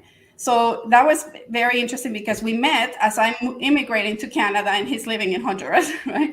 So we kind of traded places there. And 2 years later, then we moved together to Canada, got married, all these good things. And then another phase starts, right? Where it's like, now you have to flip your script again, because you're dealing with identity crisis, right? You're just moved into a country that, you're an immigrant. So here I'm speaking to anyone who's listening who's immigrated to a different country. You know that you've left part of your identity behind, right? You've left your network. You now have to re-explain all over again who you are, right? And so and then it's also kind of like this fear and doubt starts coming in with you. So as I was managing my consulting company in Honduras, I was also, we moved into Ontario for school. And so we went to, the University of Western Ontario. And while I was there, I took a job as a receptionist and managing this consulting company in Honduras. And, but it was like this identity thing. It's like, am I good enough? Right? Am I good enough to be in this place, to reproduce the dream that I have of like, expanding my consulting company. And at that point, I started shrinking a little bit, right? In my belief, my own belief mechanism started shrinking on who I thought I could be. And it was a bit of a struggle, right? But over time, I had to overcome that as well. And so today so going back and forth, a story of the last 20 years, it's really been, work, kind of like immersing myself in the work environment, to having, different management level, some leadership roles. And then in between then, I had my kids and I decided, well, I want to go back to having my consulting company. Right? How many kids do you have? We didn't even ask that question. Yeah. So the success story was that, we basically, got remarried, wonderful man who's like so supportive and amazing, right? He's an entrepreneur himself to Trevor, shout out to him. And then I have two kids. So a 13-year-old, Shauna, and in Kent, 11 years old. Oh, well, congratulations to your family. Thank you. So does he work together with you, or is he an entrepreneur in his own field? In his own, yes. Yes, he owns his partner with a planning and design firm here based out of Calgary. Oh, nice. Yeah. So what is the Forex experience now? Okay, so let's talk about Forex experience. So through this Forex experience. Oh, I like it. I was like 4X. You know how like workout? At first, when I looked at your stuff, I was like, oh, she's like, a personal trainer because it's 4X. Oh, yes. It's always like something X experience when you're doing like some workout personal training program. Yes. Well, thank you for asking. So Forex experience is a result of, so it's a research and service design firm. So, and Forex experience is born, out of having worked in different roles in the corporate world. Most recently, I spent 7 years working with a tech company based out of Calgary. And I was conducting, I was like running all the research, voice of the customer. And in that role, what I experienced was that everybody had a different point of view on who the client or the customer they were servicing is. So they were, so we call that the silo effect, right? So it's like you have one department or one person dedicated, to customer experience. Others related, if you're dealing with brand, it's like the marketing team, right? So we're talking about if it's products, then it's the user experience or the product team. And the same with employee. If you ask, a company, who's in charge of employee experience, then it ends up being with the HR department, right? So when I was in that role, pretty much all of these departments were my internal clients, right? And in that experience, and I see Cory's joining us here. Yeah, he popped in and out a couple of times, but we don't see his face. That's right. And we know you're there, Cory. Yeah. I was like, hey, Cory, let's have a good chat here. So basically, so just looking at this is a very common issue, especially when companies are in that growth stage where there is like this misalignment on how everybody looks at the customer experience or the employee experience, right? Mm-hmm. So Forex experience is basically a company we use research-based, and we're a consulting company that our purpose is to help tech companies bridge that connection with to provide more human-centric experiences, right? And the way we do it is that we help organizations analyze, what is their customer journey, what is their, what do the customers want, and what are they experiencing. Also, the same way, all of the employees as well, how are they servicing their customers and how are they collaborating?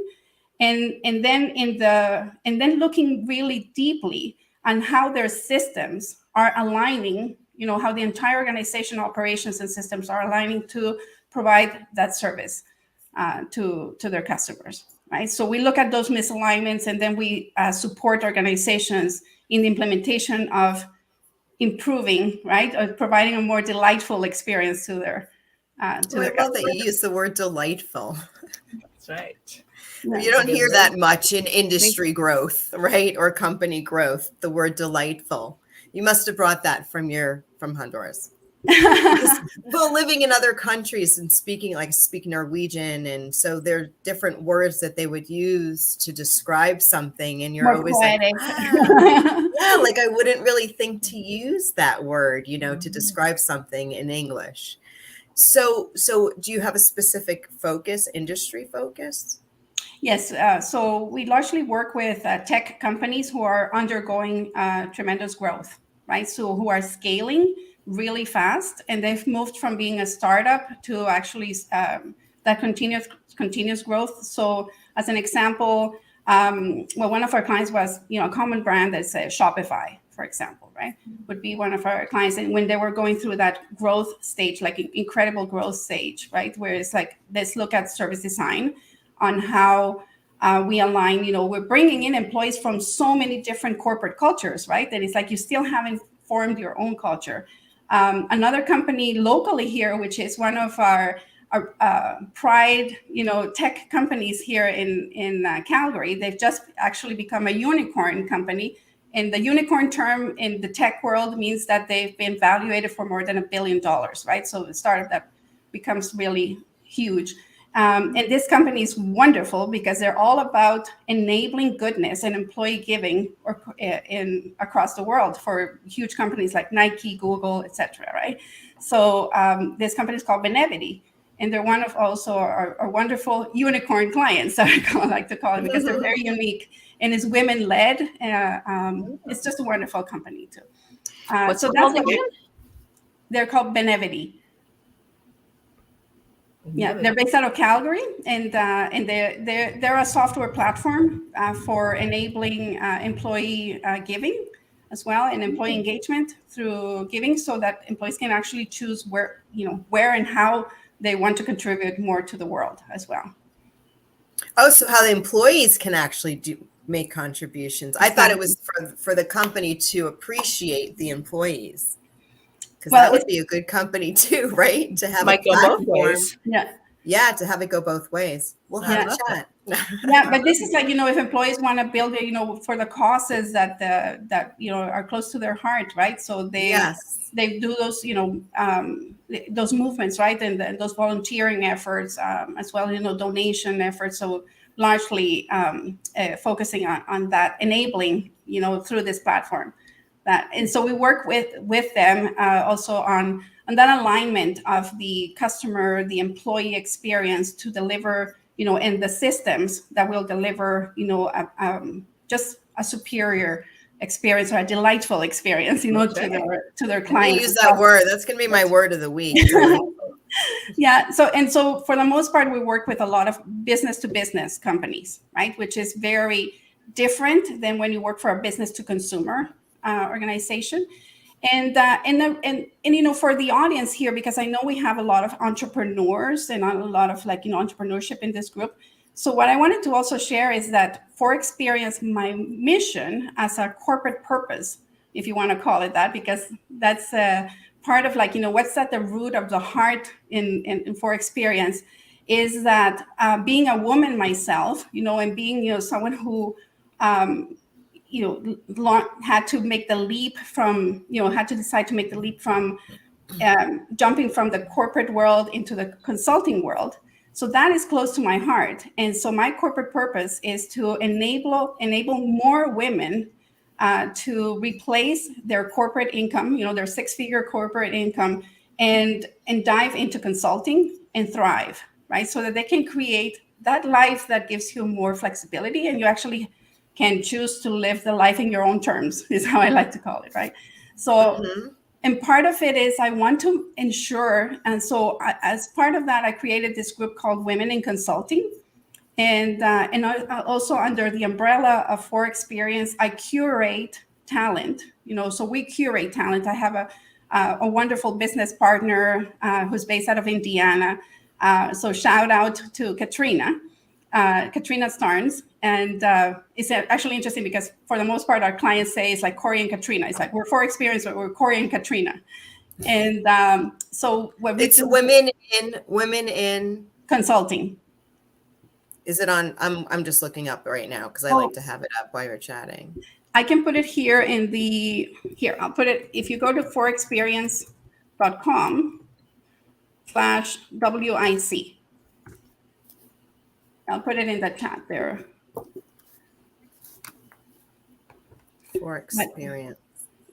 So it's forexperience.com. So for those who are curious, it's right on my name here, right? So it's not 4EX, it's 4X. And then what you'll do when we're complete here is that you can go to each of the platforms that we're actually presenting on and put that in the comments below that. So anybody watching and coming back or watching for the first time on the replay, they can go over there as well. Awesome. Because only we're seeing this in the StreamYard. Nobody else is seeing it, but yeah, that's right. Once it's out to the world.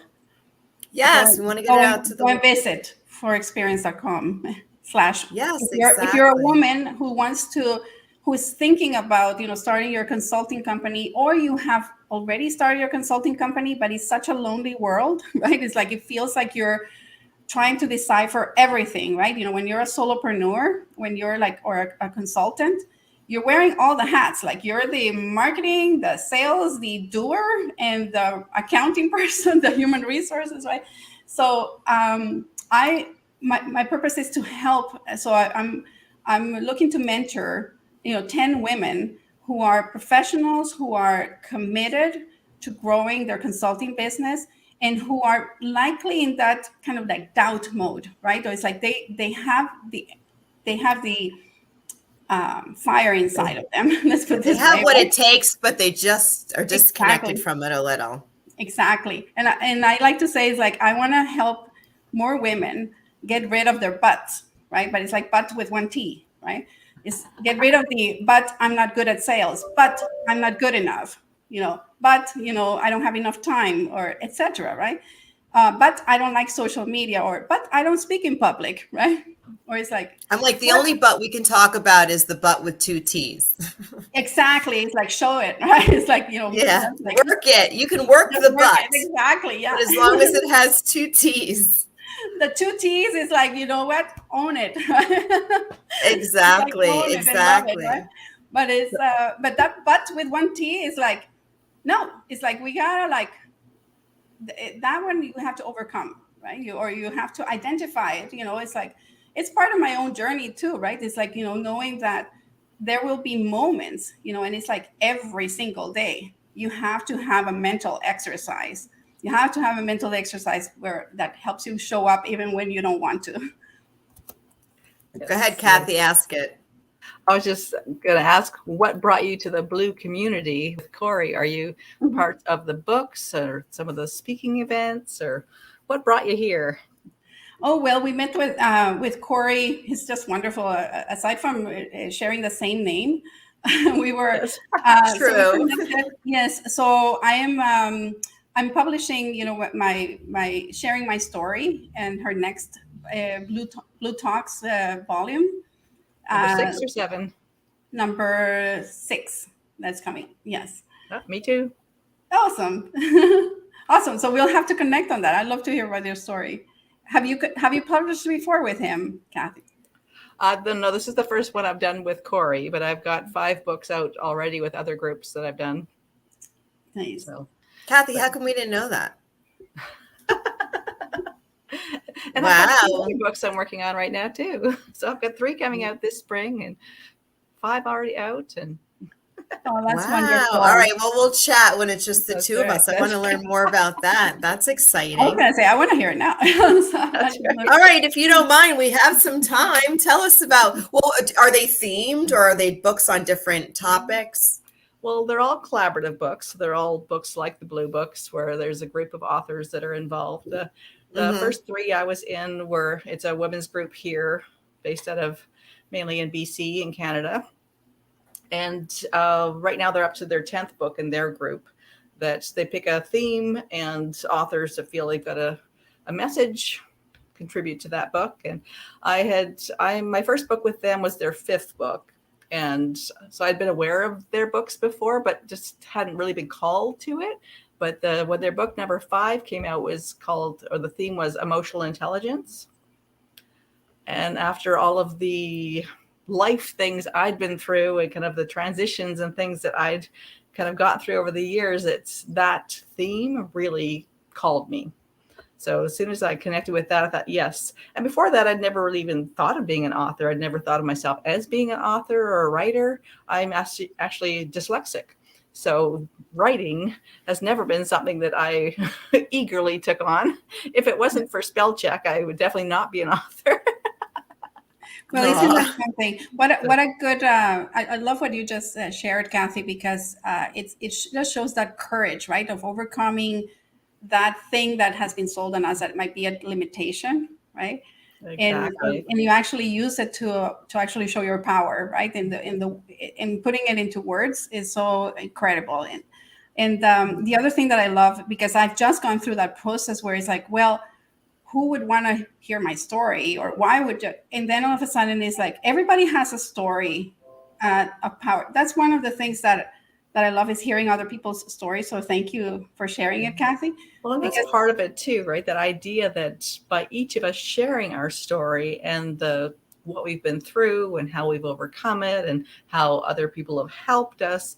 I think when we share those stories, it helps everyone who's hearing them and reading them to realize that they're not alone, and that there's others going through these things, and that other people are here to support you and encourage you. And it's funny how you just said the word courage, because it's been the theme this morning, that it seems like everybody, that courage is just that center theme that keeps coming through. But and I wanted to mention too that the last book that I'm working on right now is actually a global women's project.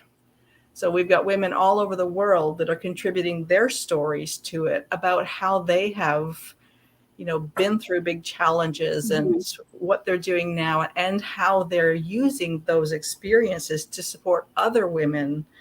And again, really focused on that global impact. And like one of the things we were mentioning this morning too, is how we have so much more in common than we have as differences all over the world. And I think the more we come together in projects, whether it's a speaking event like this, where we're coming together, or book projects like that, where we're sharing our stories and connecting on that level of what we have in common and how we can support each other, even on that global platform, not just who's standing in front of me or what I can do at this moment, but really, I always really love to focus on that ripple effect. So the idea that I help this person, then they help that person, and then, it becomes that ongoing 6 bigger degrees of separation.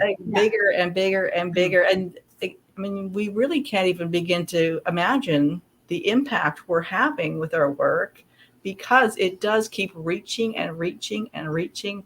And that's one of the things I love about books, because you never know where they're going to end up. You never know, like 20, 30 years from now, someone could pick up that book and get that story and that message and recognize, okay, this is how it's going to help me. It is so interesting. So I was just going to say, a lot of what I think the work that we're doing, especially as as mindset architects and coaches, and working on, that internal script and all of those kind of things, that a lot of individuals who are doing energy work and clearing the emotional plaque that's getting in the way of being awesome, right? Yeah. Look at Think and Grow Rich, right? Andrew Carnegie. There's just like, if you look, all these books this is not new information. This has been written and talked about. I mean, even biblical and the Torah and the Quran. I mean, all of this information is already been there. It's redefined, it's reinterpreted, it's elevated, made more modern, made more conducive to who we are and how we communicate now. But you're right, because the information that we're really pulling from has been here for centuries.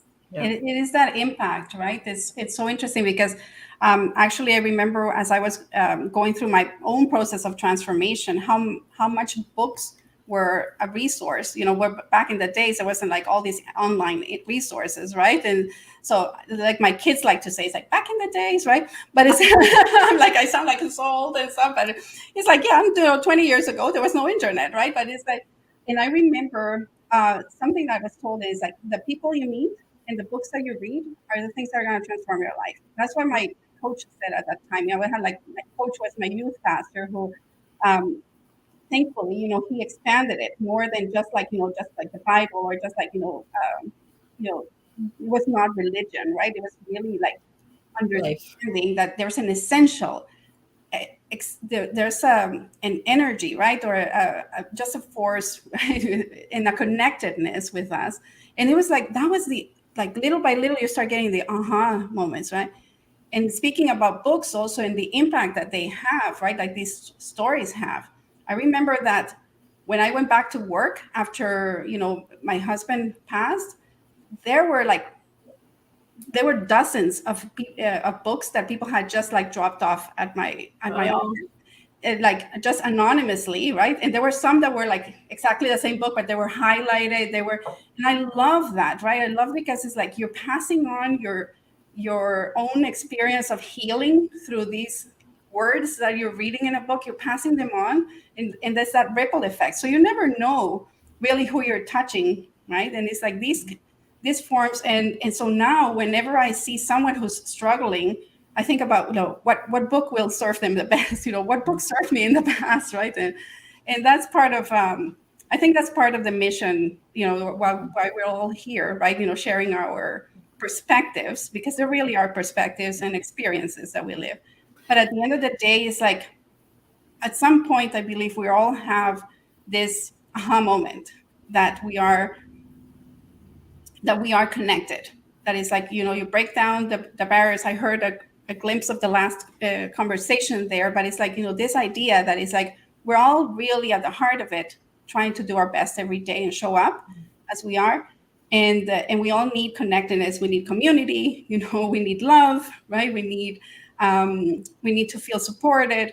And so if this can serve, this conversation can serve others who are listening to it, to say, hey, you're not alone.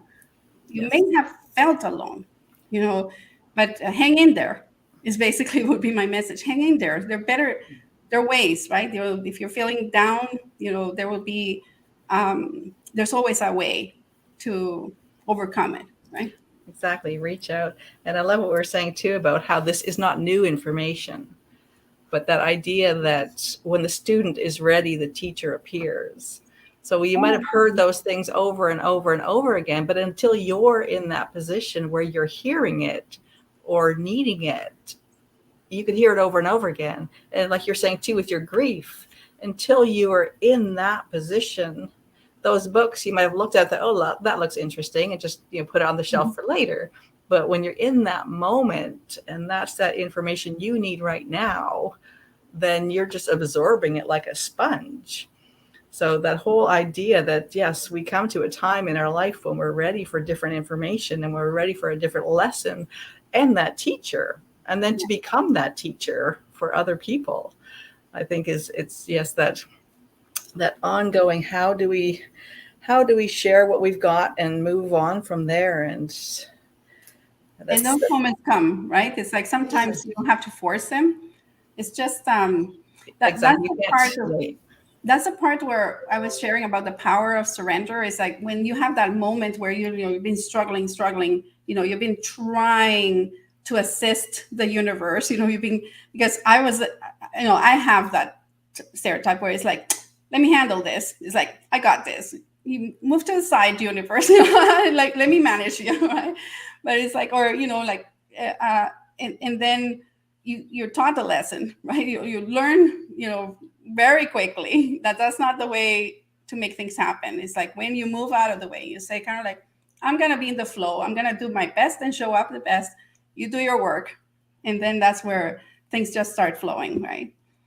Absolutely. And we talked about it too, about the miracle is actually the ability to recognize the miracle, because the teacher's always there. It's the kid that your children that are pissing you off, right? It's the spouse that's bringing up the stuff within you that you think that they're making you feel, but it's already really within you. Or it's who they are showing up as that you're not ready, or you haven't been showing up as that version of yourself. And so that's making you feel worse, because now you're looking in the mirror of this light and it's too bright, right? So there's teachers everywhere. There's lessons everywhere. There's miracles everywhere. So the miracle is the ability to be ready, right? Yes. And to recognize that when you are ready, it's already there. And it's so true. This what comes to mind is this part of the poem from Rumi, I think it is, from where it's this thing called life is the poem that says, be grateful for everyone that comes into your life, because they come with a message, right? And it's like, it gives me goosebumps, because it's even the people that you feel you're not grateful for, right? But actually, those are the ones with the biggest message. Right. The biggest message. So I'm going to share a quick little story because it ties into that. Then I'd love to get your mind seat. I know we have 2 minutes, but I'm going to make it fast. So there's a story about this little star. Have you heard it? About this little what? The little star. No, go ahead. Okay, so we're going to just say God, okay, or is having a meeting. The big something is having a meeting, and there's millions of stars. It's the weekly meeting, and God looks out to the sea of stars and says, okay, stars, this is our weekly meeting, ends the meeting and says, okay, which of you little stars has something to share? And this little star raises her hand and says, I want to go down and have a human experience. I'm so ready to go down and have a human experience. And God's I'm just going to let you know, little star, that's a big one. That's really big. Going down and having a human experience comes with a lot of experiences that I don't know that you're ready for. And the little star says, no, I am. And God says, okay, but there's two very important things that when you go down, this is the reason you're going down to have this experience. It's for forgiveness and acceptance. Mm. And God looks out to the sea of stars and says, who's ready and who loves this star so unconditionally that they're ready to go down with this little star and have a human experience with this little star, to provide this little star the opportunity to learn the acceptance and forgiveness. And the little stars that raise their hand to go down with this little star are those little stars that we're talking about that piss us off, that do things that we look at that are shown to us in the news that we point our fingers and say they must be evil. And they're the ones that unfortunately create situations that hold us hostage in our own life. And those are the little stars that have loved us so unconditionally that they were willing to sacrifice their unconditional love for us to come down here and give us that opportunity to learn acceptance and forgiveness.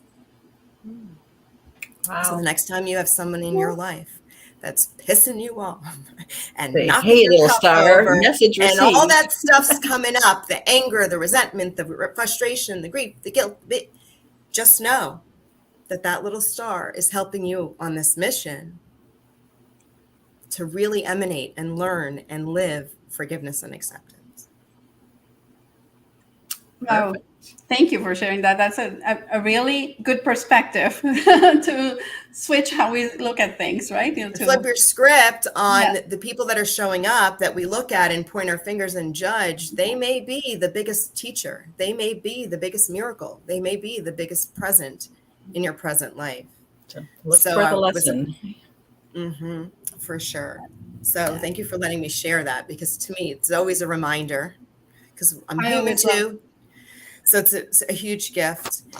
I would love, we're a little bit over, but I would love for you, Cory, because you have so much incredible information to share. First, where can we find you just one more time, and then you can share that in the comments again below. And then also to share a mind seed. Were you at the end? Did you hear what a mind seed is? No, tell me about it. So mind seeds and thought weeds, we have these thought weeds that show up in our life, that they keep us buffering. They keep us from the confidence that's ready to come out into the world, and for us to show up. So we have these thought weeds. And when we start pulling these thought weeds, we need to really replant a seed. And I call them mind seeds with a Z. Oh. And they're neutral, intentional seeds of thought that we can replace in place of a thought weed. So if you're trying to flip your script and you know that you keep trying to get rid of something you don't like, yes, and you want to flip it to figure out what you do like, sometimes it's really hard because we spent so much time trying to get rid of what we don't want that we're disconnected from what we thought we wanted or what we even know we do. So if you could share a mind seed, something, and I think you did share something that was profound, that somebody who's listening today, and myself and Kathy, could maybe plant in place of flip our script with, right? Yes. In order to flip your script, you have to take what you don't want and figure out what it is you do want. So I would love for you to share something that helps you yes, get to that place. Oh my goodness. Well, music has been something that I find so powerful, right? Music has, I should also share, I'm a Zumba instructor too. So it's kind of like, I love music, but I just love Girl, can I just stop you? That's what confused me on your site. You're a Zumba instructor and you had the 4X experience. I thought for sure you were a personal trainer. Well, it's like I said, I'm not one thing, right? And no, I know. Yeah, and I think that would be one that is like, for anyone who's listening, you're not just one thing. But the one thing about that I was going to share that comes to mind, and it's been like really like helping me lately, is these, and I actually shared on my LinkedIn profile. It was this song by Leonard Cohen, and I think it's called "The Anthem." Is a song. Hallelujah. Not Hallelujah, but that one's all. Oh, there's another one. Okay. But I'm training right now to be a meditation teacher, and this one of my meditation instructors brought it up, and it was it's called The Anthem. But here goes the phrase. It's like, ring the bells that still can ring. Forget your perfect offering. There's a crack in everything. That's how the light gets in. Oh, is that where that's from? The Anthem. Yeah, I just got goosebumps. Yeah, so Leonard Cohen in Spotify, you can find him, but it's really about, it's about don't let your defects, don't let your idea that you're not good enough.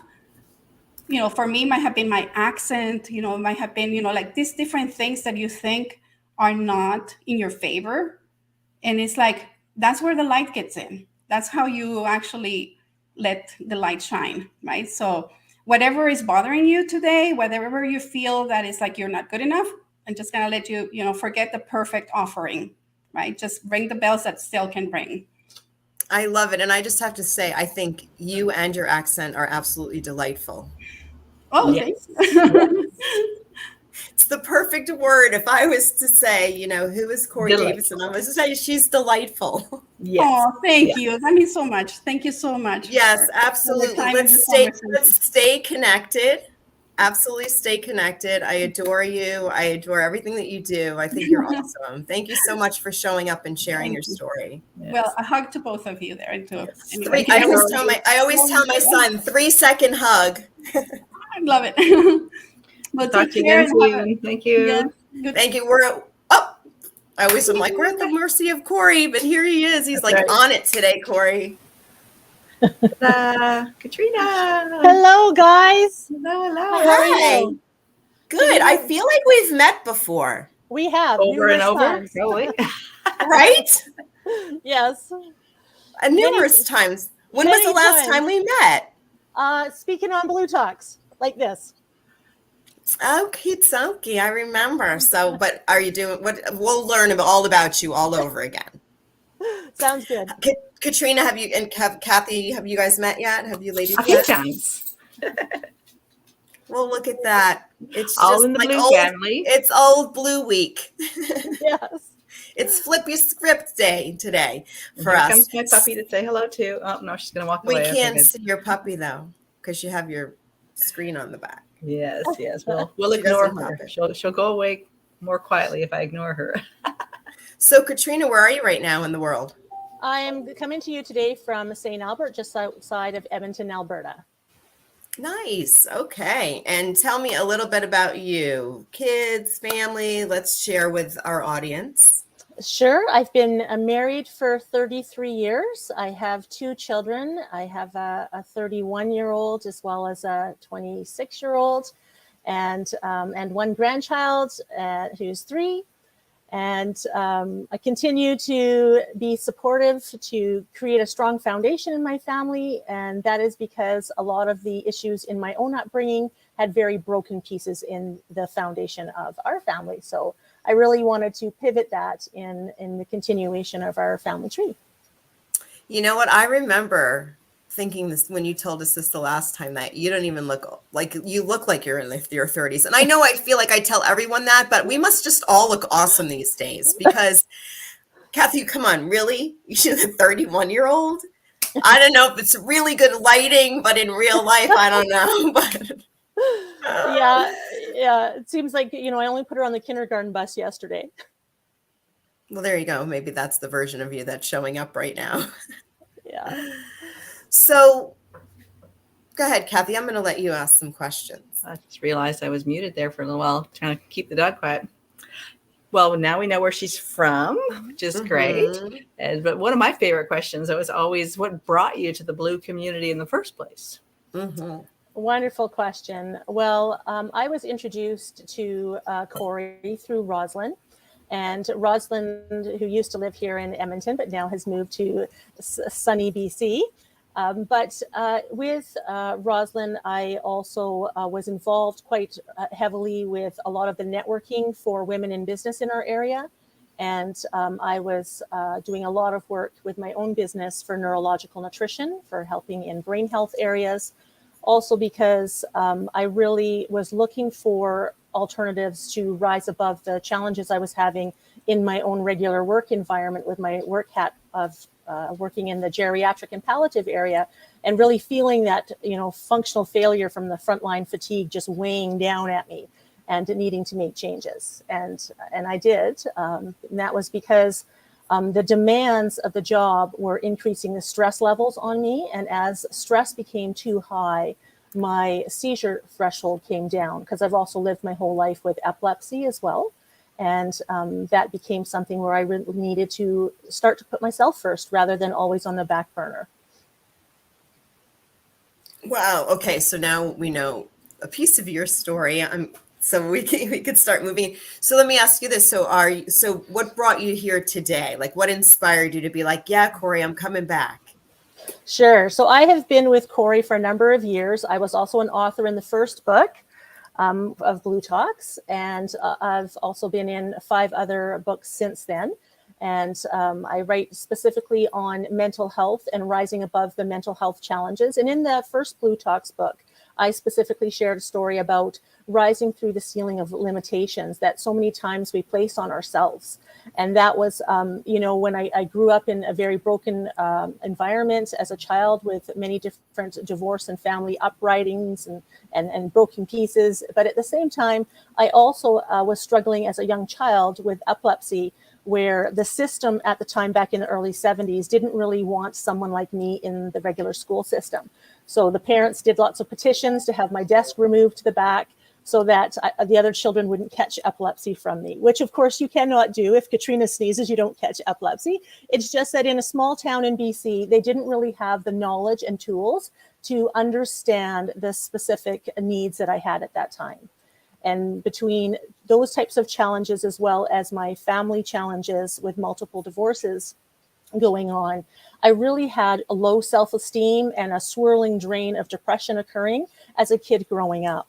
Later in high school, I still did not, in the later parts of my high school, I still was not able to read. I was at a grade 3 level of reading, which really bonded me with Cory as well, because we had similar issues with our reading as well. but also because I had been told all the time of all the things I couldn't do, and to really rise above those limitations.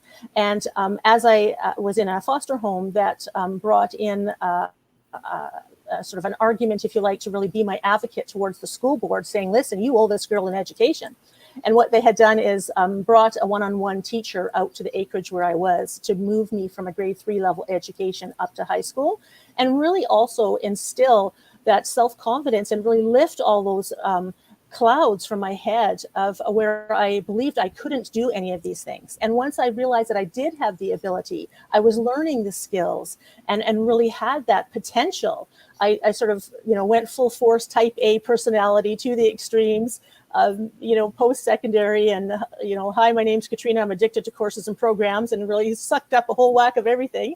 And then, joined my husband, became married, went overseas in the military, stayed over in Germany for 5.5 years before returning. Was very much caught up in the rat race of society. I had 2 children. I was, rushing to work in the morning, hurry up and take the kids to daycare, rush to work, rush back, hurry up and eat. Let's go to today's brownie activity or whatever is going on the schedule, and do it again tomorrow. And in the process of that continuous rush, I was always putting myself on the back burner.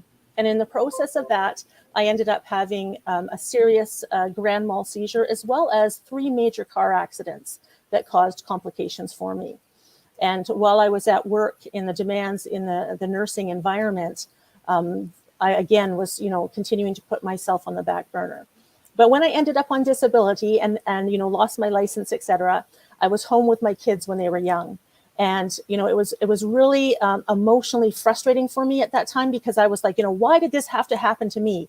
My plan was in place. I was going to be succeeding. This was not supposed to be in the schedule. But it was funny because I had all this grief and anger swirling. And then my 3-year-old would come up to me and say, Mom, I'm so glad you're home. And it just melted my heart. I went back down to my employer at that time and just said, you know what, I'm not going to be on disability. I'm staying home with my kids.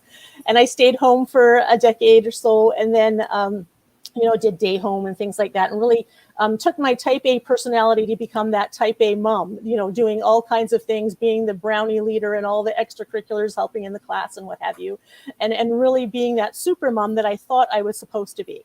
But really, that wasn't it too, because again, it was putting my own needs on the back burner for everything else that I thought we had to be in, and staying on that rush mentality of keeping up with society's demands.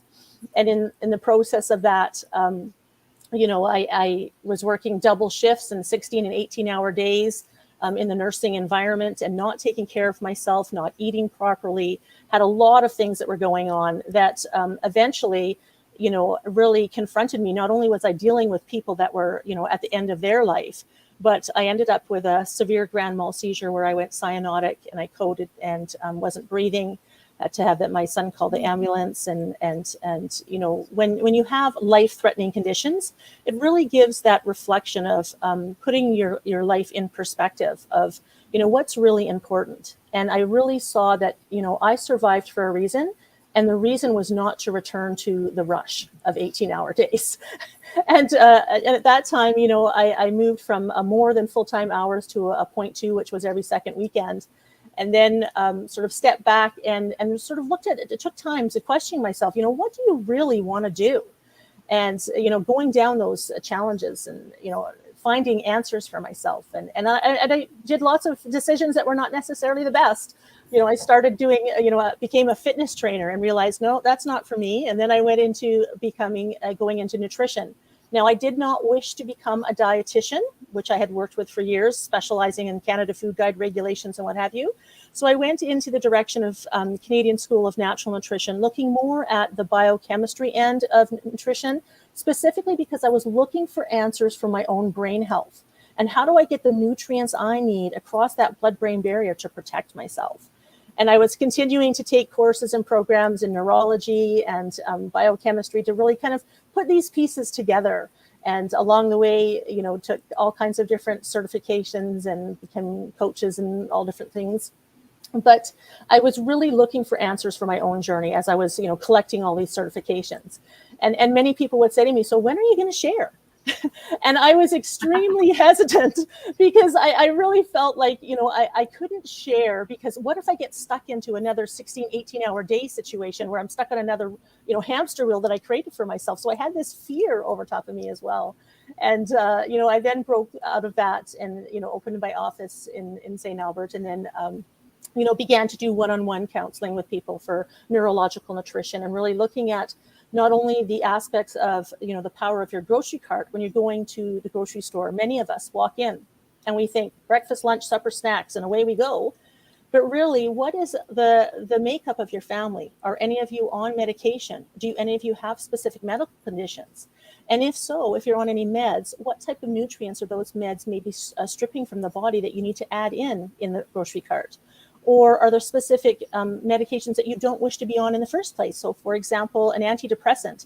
If you're the mom noticing the mood is kind of going like a roller coaster in the house, you don't need everyone to be on an antidepressant tomorrow, but you can choose foods that will kind of mellow the mood a bit for you, and really taking advantage of those opportunities to really aid in the brain health, along with helping the academics of people that are struggling, whether that be with anxiety, depression, ADHD, or epilepsy, MS, and everything in between. And So my takeaway is, right now, with all of your personal experience, because all of our personal experience leads us to us sitting here today. Absolutely. Nutrition is your jam. Nutrition, along with the importance and the true value of your cognition. And that's something that people today just don't see. And working in geriatrics and palliative care and being alongside... Wait, hold on. Because I want to understand. So yep. I feel like, because if I understand, then we'll understand. So nutrition, but taking nutrition and using it with a medicinal approach. Absolutely. In order to optimize us as a human being, whatever the side effects or symptoms are that we're going through at this time. Or brain specifically, or other health? I really focus more on you can do other health as well, which is very broad spectrum. But for me, I really niche down to the areas of brain health, and really looking at the areas, whether you're dealing with kids with ADHD or you have epilepsy like myself, and understanding the importance, not only the aspects of your own health, but also different times in your life when your mental health and brain health really need those extra points. So, for example, when you're going through menopause, let's talk menopause. Absolutely. And you're looking at menopause. Let's talk something that we can relate to right now. Exactly. And even looking at, like menopause, when I think of menopause, it just makes me laugh because, so many women are out there and they love their, green salads and what have you. But one of the things they don't realize is when you're eating raw spinach, it really can interfere with some of the hormone issues as well. And as a menopausal woman, it's always great to sort of steam those veggies a little bit more too. And also, I'm going to share something very personal that's happening in my life right now. And I don't normally do it, but I'm just going to take the rest. So I made some choices during last 2 years, had nothing to do with the global plot twist or that we call the pandemic, but I was traveling in a new relationship with my amazing fiance, a lot of transition, identity crisis anyway, just because I was transitioning from who I was and who I'd become to who I wanted to be and who I wanted to become, and got involved in bioidentical hormone pellets, which I didn't follow my gut. I loved my physician, who was more holistic in nature and never questioned, didn't ask. And I'm on no medication. I never take medication. I am so all about food and energy and emotion. And that was the one choice that I made that didn't go along with my core values. And now I'm struggling with some physical issues from the effect of using those pellets. And now I'm in a position where I'm absorbing all the information to come back into balance, because I threw my body out of balance by putting these foreign object and taking myself out of the my natural cycle, which was really fine. I was just having some normal moments. And so I made some choices that didn't resonate with who I was. And I sort of already knew it, and I ignored my gut. And now it's all for a reason, but I'm now in a position where I have an opportunity to figure out how to get back into alignment. after that. Exactly. So if any woman can Yep. avoid, first of all, follow your gut, then you don't even have the issue. But it's so funny because it's the one time I truly, truly didn't follow my gut in that arena. And the universe was like, when you're that in alignment, it only takes that much to take you way out. And so I'm learning now through experience, and it's not pleasant and it kind of sucks, but I understand that it's all part of the process. So I think that that's why I'm like, menopause and hormones and food is so vital, because there's so many other ways. Yeah, absolutely. And when you think about, even on my journey with epilepsy, I was given all of these different levels of medication and continuously having serious side effects, where it'd be closing off my airway or rashes all over my body. And they would say, well, here's a dermatologist to go to deal with that and what have you. And, you take this medication to offset this one. And eventually I just got to the point where I was becoming a chemistry experiment for them. And I was like, thank you for this chemistry experiment, but I'm done. And I really needed to detox my system, and took, 2 years just weaning off of everything and really purging my system away from all of the chemistry that was in my system, and the consequences of that as well. And, now today I'm not on any types of medication at all. And, and I feel that although, well, congratulations to you. No more pin. You're no longer a pin cushion. Exactly. But yes, I still have challenges, but having those challenges also helps me understand the value of the importance of different parts of my own health journey, whether I'm looking at my cognition and wanting to continue to hold the value of my cognition, and seeing not only the challenges I had as a kid, as a teen, as an adult, as an older adult and woman, but also looking at my parents and, my father, who's in his mid 80s, and really wanting to make those connections with memories to make sure that we get those valuable conversations that are so special at times like this, before we have challenges with cognition and ability to communicate, and really understanding the importance, whether you're struggling with your cognitive ability to absorb material as a kid in school, or whether you're finding that you're just in that burnout at work with so much demand and the brain fog's coming over you,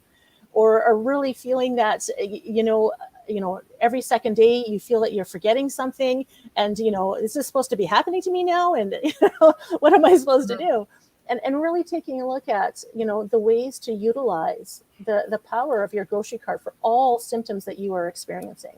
So what are, like, I'm all about threes. So if you had 3 steps, because I like this to be an interactive platform, so people can walk away and say, you know what, I'm going to take this and be able to apply it in my actual life. Because sometimes you go and you sit at an event and you're like, yeah, they're telling me all these things and they're right. But then you walk away and you're supposed to do something. And you're like, but now what am I supposed to do? So maybe 1 to 3 tips on how to start that process for somebody who really has wanted to, but didn't really know where to start, or somebody who's listening now going, hey, wait, I didn't even think of this. Yeah. And it's so important to really take a look at taking care of yourself now to, what does that mean? Yeah. So when you're taking a look at the basic stuff that so many of us don't see that we really need to, for example, drinking water throughout the day. So many people are in so much rush. Thanks for the reminder. Water's not even there. And just understanding the importance of consuming water. And, I would give my husband trouble with this all the time. He's busy. And what kind of water? I think the type of water that we're drinking is really important. Absolutely. And to understand what's in your water that you have, and where you're getting your water source from. And, what types of things to be aware of in your water, and how you're filtering it, and, different types of things that are available to you. And the pH balance in it, right? My son is the water boy. He has Kangen water machines, the big 9.5. That's what he does. He does health through hydration, but so he's always on me. I'm just like, remind me to drink more water. And he's like, you have the machines, drink it. Yeah. So even it's when the kind of water. Yeah. So even when you're thinking about something as simple as, maybe you're experiencing headaches all the time.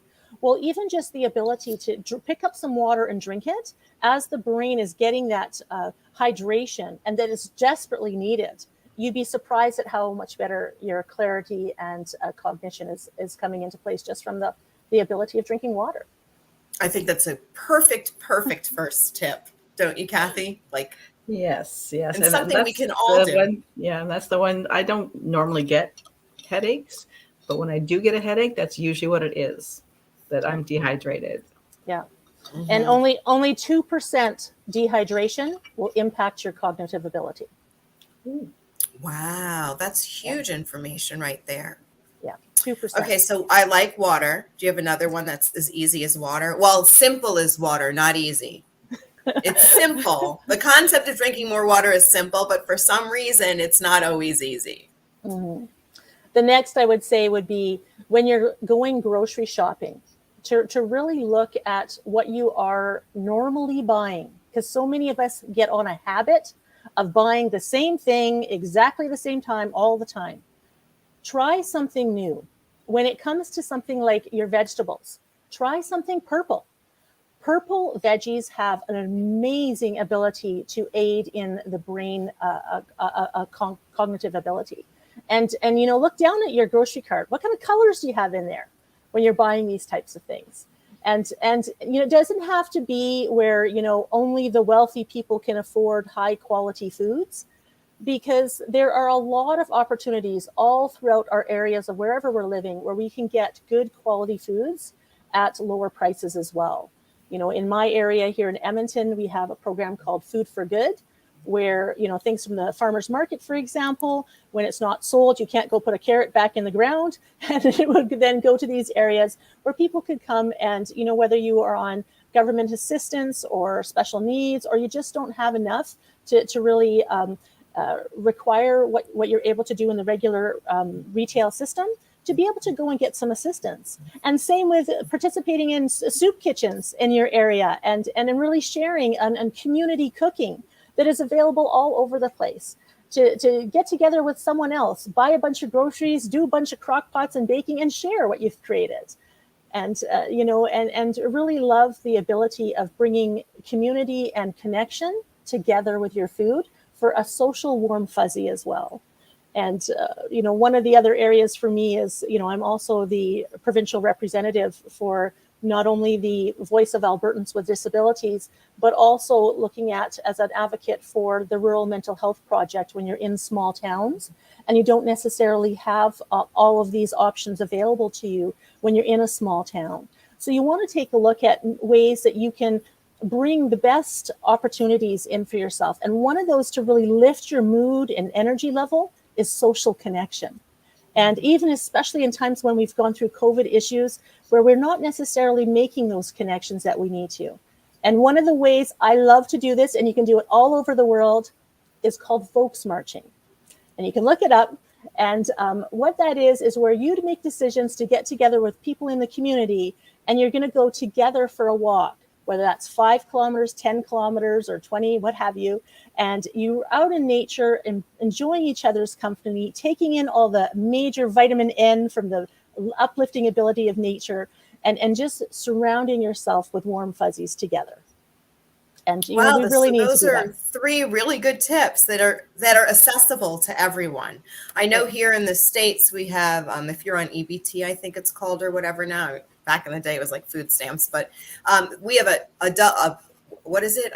They double. So if you spend a certain amount, they'll match. So it's a match program for farmers markets. And all of the farmers, I shouldn't say all, but most of the farmers markets in the area will match your amount. So you're actually getting double the amount of produce or whatever you're purchasing at these farmers markets when you're using your EBT or whatever that is, the food stamps or whatever. So there really is. It isn't easy, but it is simple. And really the simplest way, and this is the journey that I've been on as I'm been called to, up my game really, is if it comes from the earth, it's pretty much a win. Absolutely. Create a garden. Anything off the shelf. There's limited shopping that I do when I go to a supermarket, even Aldi. There's like really one section, and it's the produce section.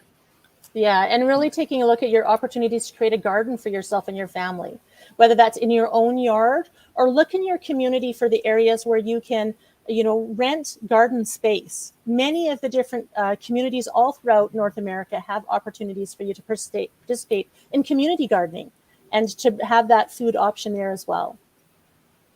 I love it. It's huge. So I'm originally from Long Island, New York, like originally. Parents separated. And at the age, I was in 9th grade, I remember, and my mom moved, long story, but to East Harlem, right? So here I am from like a suburban Long Island neighborhood. And now we're moved to like the hood, like Harlem, right? I didn't even know the difference between like Nikes and like Zips, which were the sneakers that I actually bought because they kind of looked like Nikes at Marshall's, and they were less expensive and they were just as cool. But boy, did I learn quickly on my first day of school in 9th grade that they were not Nikes. That's a whole other story. But because I wasn't conscious like that, I had no idea, that was really important, but it was a status thing. However, when we were there, my mom's originally from Connecticut and she grew up on a huge farm, and we took an old lot that was with broken down cars and bricks and everything. And I remember spending the first 6 months or a year of the time that we were there, every Saturday we would go and we created the first community garden in East Harlem. And now they're everywhere. There's like 2 or 3 community gardens in the middle of brownstones all over East Harlem and all over the city, but there really wasn't. They really were not. So if you do have a vacant lot or a vacant space in the area that you're in, you might want to go to the county and see what they're doing with that land, because it may very well be owned by the county or owned by the city and be available, but nobody asked. Yeah, no one So thought of you it. can Absolutely. start your own community garden as well. It does take Absolutely. a little getting your hands in the dirt, and it takes time and energy, but that's also part of this process, right? About slowing down and being connected. Yeah, and I really found stepping away from the rush of demand of society, which had caused so many medical complications for myself, and really embracing that this is your life, this is your journey. You have the ability to really make those pivots that you need to make. And so many times we're caught up in that society's demand of go, go, go, and not making those real connections that we need to make. And it's important to do so. And, I love utilizing all my tools, from helping people with neuroencoding, where you're looking at, the automatic negative thoughts that play in your mind, and how to sort of mentally tweak some of that, as well as, looking at embracing neurological nutrition. And, when I'm coming along a lot with Dr. Amon's messages. And really mental hygiene, babe. It's all about the mental hygiene. Absolutely. And especially when you have come from backgrounds with severe adverse childhood experiences and traumas, you really need to sit back and say that all of this brokenness is necessarily the issues of, whatever the situations were. Like for myself, my parents had their own issues that were, their mental health at that time for them. But really, it's looking back to say all of these pieces, you can still make a pivot to create a new foundation for yourself starting today, and choosing to do that. There's always ways to clear the emotional plaque, right, Kathy? That's Absolutely, right. absolutely. Absolutely. So we're still in the game. Kathy, do you have any questions? Oh, wow, that was so much great information. And I think it is so important. And part of what you're talking about there too was building community and connecting with other people and having that social mental exercise. And I think that's such a huge part of it as well. So it's neat how you're combining the nutrition side, but then also the social side and the other kind of pieces of our life that have to come together for that brain health. And that's one of the things I always focus on as well, because we have to keep reminding each other that in our generation, we need to plan to live into our 90s. And so do we want to be in our 90s with our brains intact and keeping busy and still knowing who we are and who our family is and what's going on around us? And I think that's one of the places that we see a huge difference between people as they move into their 60s and 70s and 80s and 90s. So the people that have kept their brains healthy and socially active and learning new things, those people, even in their 80s, look like they're in their 60s. Whereas you flip that around, and people that have sat and watched TV and drink beer and just done nothing to learn or socialize or really use their brains and keep them healthy, they look like they're 80 even though they're 60. And it's important to understand the nutritional and longevity of your life. And you're either going to be continuing in the path that you're on or making some positive pivots to end up in a completely different area. But whether those pivots are positive or negative, you're the one who is in control of that. And, and it's important to have somebody alongside you to walk that journey together, because it's very challenging. I mean, it's the same when you look at all the different types of diets and programs and all that kind of stuff that's out there. If you try to do something by yourself alone, it is so much harder than if you have a partner. If I sit down and say, hey, Kathleen, let's go and do this together. Would you meet me? Every second day we'll go for a walk. Something as simple as going for a walk, and to really take a look at, the motivation of being together with somebody else and how that lifts you, even on the days when you're feeling that you're swirling the drain of depression, to be surrounded in love by someone else. Yeah.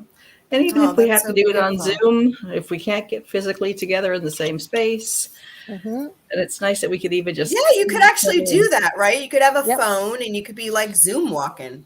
Oh, yeah, absolutely. It's called Zumba. Zomba. We should start Zumba. Shh, don't tell anyone. We'll do it. And it's amazing when I think of, all of the people that I have been at their bedside at end of life moments. And never, ever do you hear people say, I wish I worked more. And, it's understanding that so many times they're saying, I missed so much of the opportunity with my family. I was so busy. I missed my children's whole life because I was busy at work. Or, all the things that I really wanted and desires and dreams I had for myself, I didn't touch any of them. Or when you think of when you were a kid out of high school and you had all of these amazing, skills, whether that be something as simple as art or whatever, but you dropped it all because you fell into society's demands rather than really taking a look at, embracing some of the hobbies and things that you love. Also, and I'm going to share another little bit of experience. When I look back at my life, I have created and made a life for myself that I love, that I wanted to love. And that's key.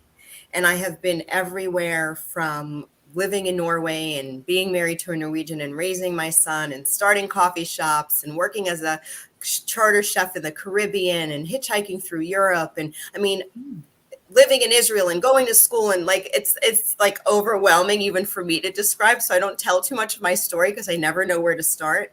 But I think the most important thing for me when I look back is not what I could have done more of. It's about enjoying and recognizing the value of the moment when I'm doing it, and not thinking that I should have been someone else or should have owned something else or been more successful or did it in a different way, or whatever it was that held me from truly, truly emanating and loving and feeling and embracing the joy of the experience that I created. Yep. So that would be the thing that if I looked back and said, if I could do something differently, was to be able to be in that moment and just delight in it. Yeah, and have that cup full. That it is not that what it could be or could have been or what I'm waiting for it to become more of. So because sometimes we do things, but we're not. We're still cut off from the beauty of it, from the joy of it. Definitely. And I love putting it when I'm counseling people to think of, let's say you were to go climb up a mountain and you get to an absolute beautiful scenery and you're just sitting there looking out in awe. And some people, put down their blanket to have a picnic, what have you, and you're focused on the invasion of the ants rather than looking at all of this beauty. And instead of being frustrated because an ant shows up at the picnic, you need to sit back and just realize those ants can be that automatic negative thought of anything that takes away the beauty from the scenery that you're seeing today in this moment. And we need to sit back and just allow those wow factors of positive, uplifting, emotional experience to be there for us. Absolutely. Go ahead. And I think part of that too is acknowledging our successes and getting there, like you're saying, with this thing to the mountain.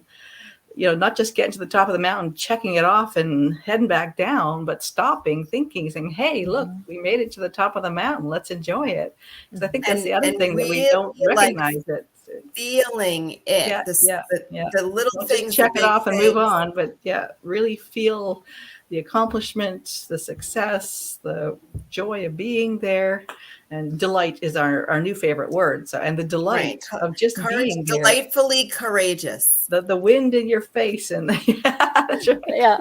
One of the other things that I love and share often is when you think about vision boards, and many people do vision boards, but I believe a lot of people are doing their vision boards in a way that can be harmful to their mental health as well. When you think about a vision board, and here's my Lamborghini, if I stare at it long enough, it's going to show up, or whatever that you've placed on there. But I love to do my vision board in 3 separate pieces. One board I look at from high school to today. What have I accomplished? And put all those amazing things that you struggled with and you thought you'd throw in the towel, but you overcame and accomplished those things. And then your other vision board of all the things that you wish to have and desires and goals and what have you. And then one in the middle of those 2, where you're actively working on something and you're moving it from a dream and a desire into actively working on and breaking that down into a vision of what you need to do to accomplish it, to move it to success board, achieved. And many times when you're working on something and you're feeling like throwing in the towel, you look at the other board of all the things that you've already overcome, and you become inspired again to look back and say, no, I need to continue on this little project I'm doing because it's going to move to an achieved accomplishment. I love that. Listen, Katrina, we're winding down and we definitely need to know where we can find you. Sure. You can find me at www.healthybrain.ca, or also you can email me, katrina@healthybrain.ca, or also on Facebook. You'll find me, Katrina Breau, on Facebook as well. And, I love to connect and just have a virtual tea with anybody out there and really give you some warm fuzzies as we communicate and share the tools that we all have in each other's toolbox to really lift us up, no matter what challenges, what diagnosis you've received. And, so many times we swirl the drain of depression because of the information we've received from society or the medical system, where we fall through the cracks, or you've been told, you need to see a specialist, your appointment's in a year and a half. What do you do in the meantime? Well, we want to be able to pick up those pieces of in the meantime and be there for each other, no matter what the journey is bringing us, and just be there for support. Thank you so much, Katrina. It's a pleasure once again. The chances of us meeting again are obviously great because we keep meeting each other. Yeah. And I'll be in Cory's next books as well, book 6 as well as book 7. Oh, that's exciting as well. Thank you so, so much. Please, in the comments, not here on StreamYard, but in the comments below where we are actually sharing this event, Blue Talks Flip Your Script Experience Facebook group, LinkedIn, YouTube, and any of the other platforms, you can reach out to Cory because he's kind of behind the scenes doing that. Feel free to put your information in those comments for those that are watching today, and also for those who are going to come and watch the replay in the future. Yeah, and thank you so much for, the opportunity to share with both of you. I just, I love being able to, bring some of our stories together and share that, there's so many women like all of us out there that are just on unique journeys that have amazing toolboxes to bring pieces of our experiences to others, to just, offer the wisdom nugget that somebody might need today. Thank you so much. Thank you so much. It's been a pleasure. See you again soon. Thank you. Take care, guys. Bye. Bye. See if, there he goes. Oh, I see. They can go off the stage, and then we're just here. Ta-da. Oh, I keep expecting Cory to pop back in and say something. I guess he's just hiding in the background. Yeah, he's doing some behind-the-scenes work, but high fives or 10 to you. That's right. For a great day. Is there anything that you'd like to share as we close out today's event? Oh, just mainly, it's been a great, amazing morning or day, depending where you are, and so many great speakers that I think if we connect with them, and the more we learn from each other and just support each other in our causes.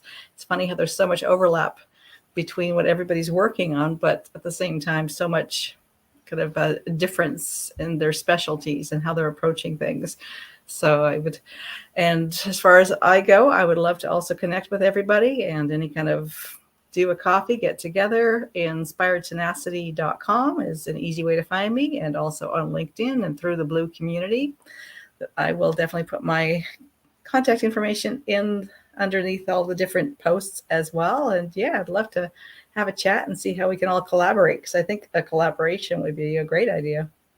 Absolutely. And Kathy, it's been a pleasure to host today with you. You make an awesome co-host. I dig it. Thank you. Anytime. Anytime. I'm gonna keep you on while I close out. We can close out together. Again, my name is Elise Rothman. I am the founder of Flip Your Script Coaching and the owner of Manatee Landing Retreat and WikiWatchy, where you can come and have a Flip Your Script experience firsthand. You can find me at eliserothman.com. It's ILYSE. Rothman, ROTHMAN.com. Flip Your Script with Elise on Facebook, and ManateeLandingRetreat.com. If you're looking to have an experience that will really help you flip your script in real time, then check out Manatee Landing. We're in Florida. It's gorgeous. It's beautiful. Thank you so much, Cory, wherever you are, for sharing this opportunity for us to create this event on monthly, or I don't even know, annual basis, biannual, triannual, whatever it is. And we will see you tomorrow at 11 a.m. Eastern, 11 to 2, right here. Same place, same time. And we're going to have a few more amazing guests and another new co-host. And I'm looking forward to tomorrow's event. Thank you so much. And always remember that your possibilities are always endless and limitless, as long as you believe they are. Very true.